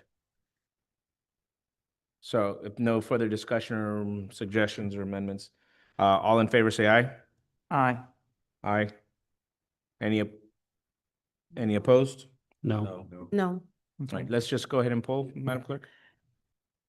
Commissioner Bennett. I'm sorry, would you read the motion again, please, from the beginning? It's the motion by Chairman Soto, which was seconded by Commissioner Abad to add the language within 15 days, correct? Well- Which I think you have it. The total amount. Here. Can we put it back up and I'll read it? Yeah. I'll read it in its In the entirety. event that the mayor is unable to authenticate any ordinance, resolution, or charter amendment within 15 days, I have here, Well, 15 calendar days. here, it's up top. Okay. Madam Clerk, I'm sorry. In the Yeah. event that the mayor does not authenticate any ordinance, resolution, or charter amendment within 10 calendar days from the effective date, then the vice mayor shall authenticate within 15 calendar days of the effective date. If the mayor and vice mayor do not authenticate, then any member of the council shall authenticate. That was the motion. Okay. Commission Member Bennett, Yes.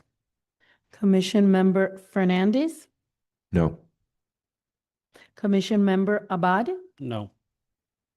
Commission Member Matos, No, and thank you for putting it back up. Commission Member Ruano, No. Vice Chairman Inguanzo, No. Chairman Soto. Yes.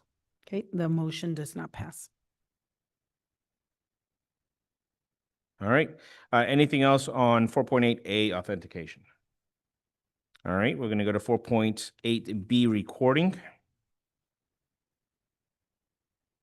All right, seeing none. 4.8C availability of enactments. Discussions, motions. Seeing none, we'll move forward. 4.9, tax levy assessments and fees. Any discussions or motions? Seeing none, we're going to go to 4.10, independent audit.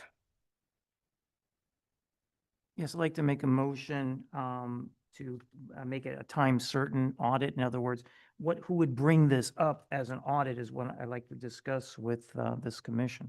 When you say a time certain, can you be a little bit more specific of what it is that you're moving? Basically, who determines when any type of independent audit becomes necessary? Is it the commission? Is it the manager? Is it the people of Miami Lakes? So what language are you proposing? The language I'm going to propose, I'm thinking on the fly. Sure. Because Not a this problem. I'll be honest with you, I expected us to do 3. I didn't know we were going to do 4 tonight. I didn't remember seeing that. So Okay. I didn't review it completely. But as far as the annual independent audit, what triggers that, I would probably like to, sorry. Commissioner, may Go I? ahead, Vice Chair. I'm I sorry. think they're going to answer it as well. I think we're required to by the state for the budget. So Florida Statute 218.39, annual financial audits requires that the audit be complete within 9 months after the end of the fiscal year. Okay, that's what I mean. And once again, it's not a part of this, and so I don't think the average state person law, might know. It's yeah. part of Florida statutes, you're saying? Yep, it is. Okay, thank you. Okay, so no motion? Okay. Anything else, anyone else, 4.10? All right, imagine that, we're going to 4.11, the last one, borrowing. Any discussions or motions? Yes, I'd like to discuss this for a moment. Okay, obviously borrowing, let's talk about when we have a bond. Is that considered borrowing? And if it is, it says approved by the majority of the council. I thought it had to be a vote on the people, from the people. Correct. So there's 2 types of bonds, if I may, Mr. Chair. I'm sorry. Absolutely. Thank you. I was going to defer to you anyway. I apologize. Please. So there's 2 types of bonds. One is when you have a general obligation bond in which you are using the full faith and credit of the municipality. Mhm. In other words, ad valorem taxes. So for those, it requires a referendum. The council can say that they want a bond, but it's got to go out to the people to vote, and there's a whole process and so forth. Now, there's other types of borrowing that does not necessarily require a referendum. And I'll give you 2 examples of ones, right, that the town has that did not require a referendum. One of them is we have revenue bonds for our stormwater improvement. Those were revenue bonds, and they're tied to the stormwater fee that we pay. Another one is the bond, I believe, on this building. It was tied into gas. And then we also have a line of credit that we have for emergency purposes. And again, that was also passed by an ordinance of the town council. Okay, I'm sorry. And then, and going on to that, is there any limit to the amount that the town can borrow under the no referendum type bonds?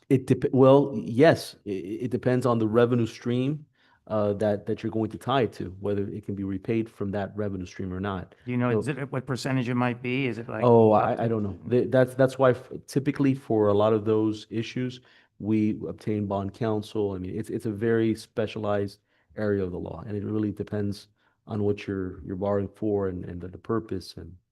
Well, for example, and once again, our parks, we wanted a bond for the parks as opposed to is there any type of, once again, scenario in which the town council can borrow money and circumnavigate the will of the people in a vote to suddenly improve the parks beyond what we already do? I don't understand. It's a good question. It's valid. And the answer is, the town council can only borrow against, if they're going to do something that's a revenue bond, if there's revenue to support it. So if we had, let's assume a park, right? And there was some kind of a fee that was associated with a park that was commonly, given, and we can tie that fee to the actual use of the park for the improvement, and there's that nexus, then I suppose so. But arbitrarily, capriciously, the council decide, hey, we're just going to go ahead and use, our stormwater bond monies to improve a park and build baseball fields. No, you can't do that. Does that answer the question? Yes, that answers the question. And as in the town manager at a previous meeting was indicating that certain revenues are earmarked specifically for certain things, and they can't redistribute those revenues, even if there's an excess of one revenue to make up for a deficit in a different category. So yeah, that's what I want. That was the question. Thank you. Okay. All right, any motions or amendments for 4.11 borrowing? All right, seeing none. All right, so we finished through our agenda. Thankfully, look, it's not even 10 o'clock. And so what I want to discuss is two things right before we adjourn is obviously is for the discussions for the next meeting. I'm just trying to look through, just briefly, I think we'll be fine in addressing Article 5, 6, maybe even 7.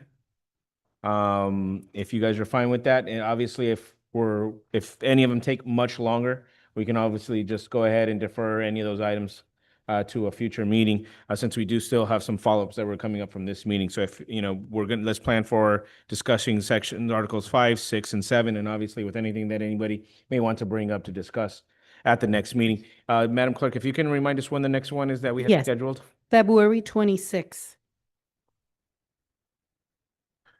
And so, Mr. Chair, I definitely support being as ambitious as you would like for the next meeting, because I'm going to be out of town and I'm going to be on Pacific time. I'm going to be joining by Zoom, but that means that the meeting starts at 3:30 my time. So go as late as you'd like, because I got all the time in the world. All of you guys, I think, I think our sheriff's officers, instead of following the town manager, may have to follow Commissioner Fernandez on that one. Mr. Chair, And I will be participating via Zoom too. 'cause Oh, yeah. I'm gonna be I thought you were embedded following him out. 26. Okay. Mr. Chair, just Go ahead. the meeting in March, again, what was that date? The 12th? Yeah. I think if it was March 12th, March I'll attempt to, if it is on the 12th, I'll attempt to join you. I'll be in the middle of the Atlantic Ocean on the 12th. Starlink works wonders. Yes, I know. That's what I'm counting on, that I might be attending that remotely. Oh, yes, it's February 26th, March 12th. Yeah. March 26th, April 9th if needed, April 23rd as needed. And I'm just doing this for the viewers, for the residents, so that they know. It comes out in the Laker as well, but just double checking. 26th, March 12th, March 26th, April 9th, and April 23rd if needed. I can. Sure, one sec. Commissioner Matos? The way that this was handled tonight with the verbiage up on the screen so we could see it as we were making the amendments, Very helpful. at least for me, was 100% easier. And I appreciate all the effort that went into making. I have to say I that was concur. Ms. Castilla's idea. Yes. So thank you very much for the suggestion. And just for the next meeting is what I highly recommend is for the commissioners, if you guys have already motions, as we're preparing to make these, the new sections, or even going back to any of the other ones, including the ones that we're deferring, if you guys do have proposed language, please share it over to the clerk so that way they have it ready and available so they can post it up online. So we can see it up on the screen and they can see it online. Yes, Commissioner Abad. I just wanted to do a clarification, because I don't know if I'm having bias more, and I know we all want to go home. So on 4.4B, and I know we passed the motion and everything. it was that 4.4, that you put 2/3, that's what we voted on. yes. So what was your intent to say, let's say, assuming that it passes the 5 council members, the intent is for 4 out of the 5 to approve it, right? Super majority would be 2/3 and it would be. It has to be 4 or 5, because Yeah. that was the intent. Yeah, I just because you'd want- have to have at least the Gotcha. super majority, the Okay. 2/3. That was the intent, 66%. All right, as nothing else further, we are adjourned to the next meeting. Thank you very much, everyone, and thank you everyone for joining us online.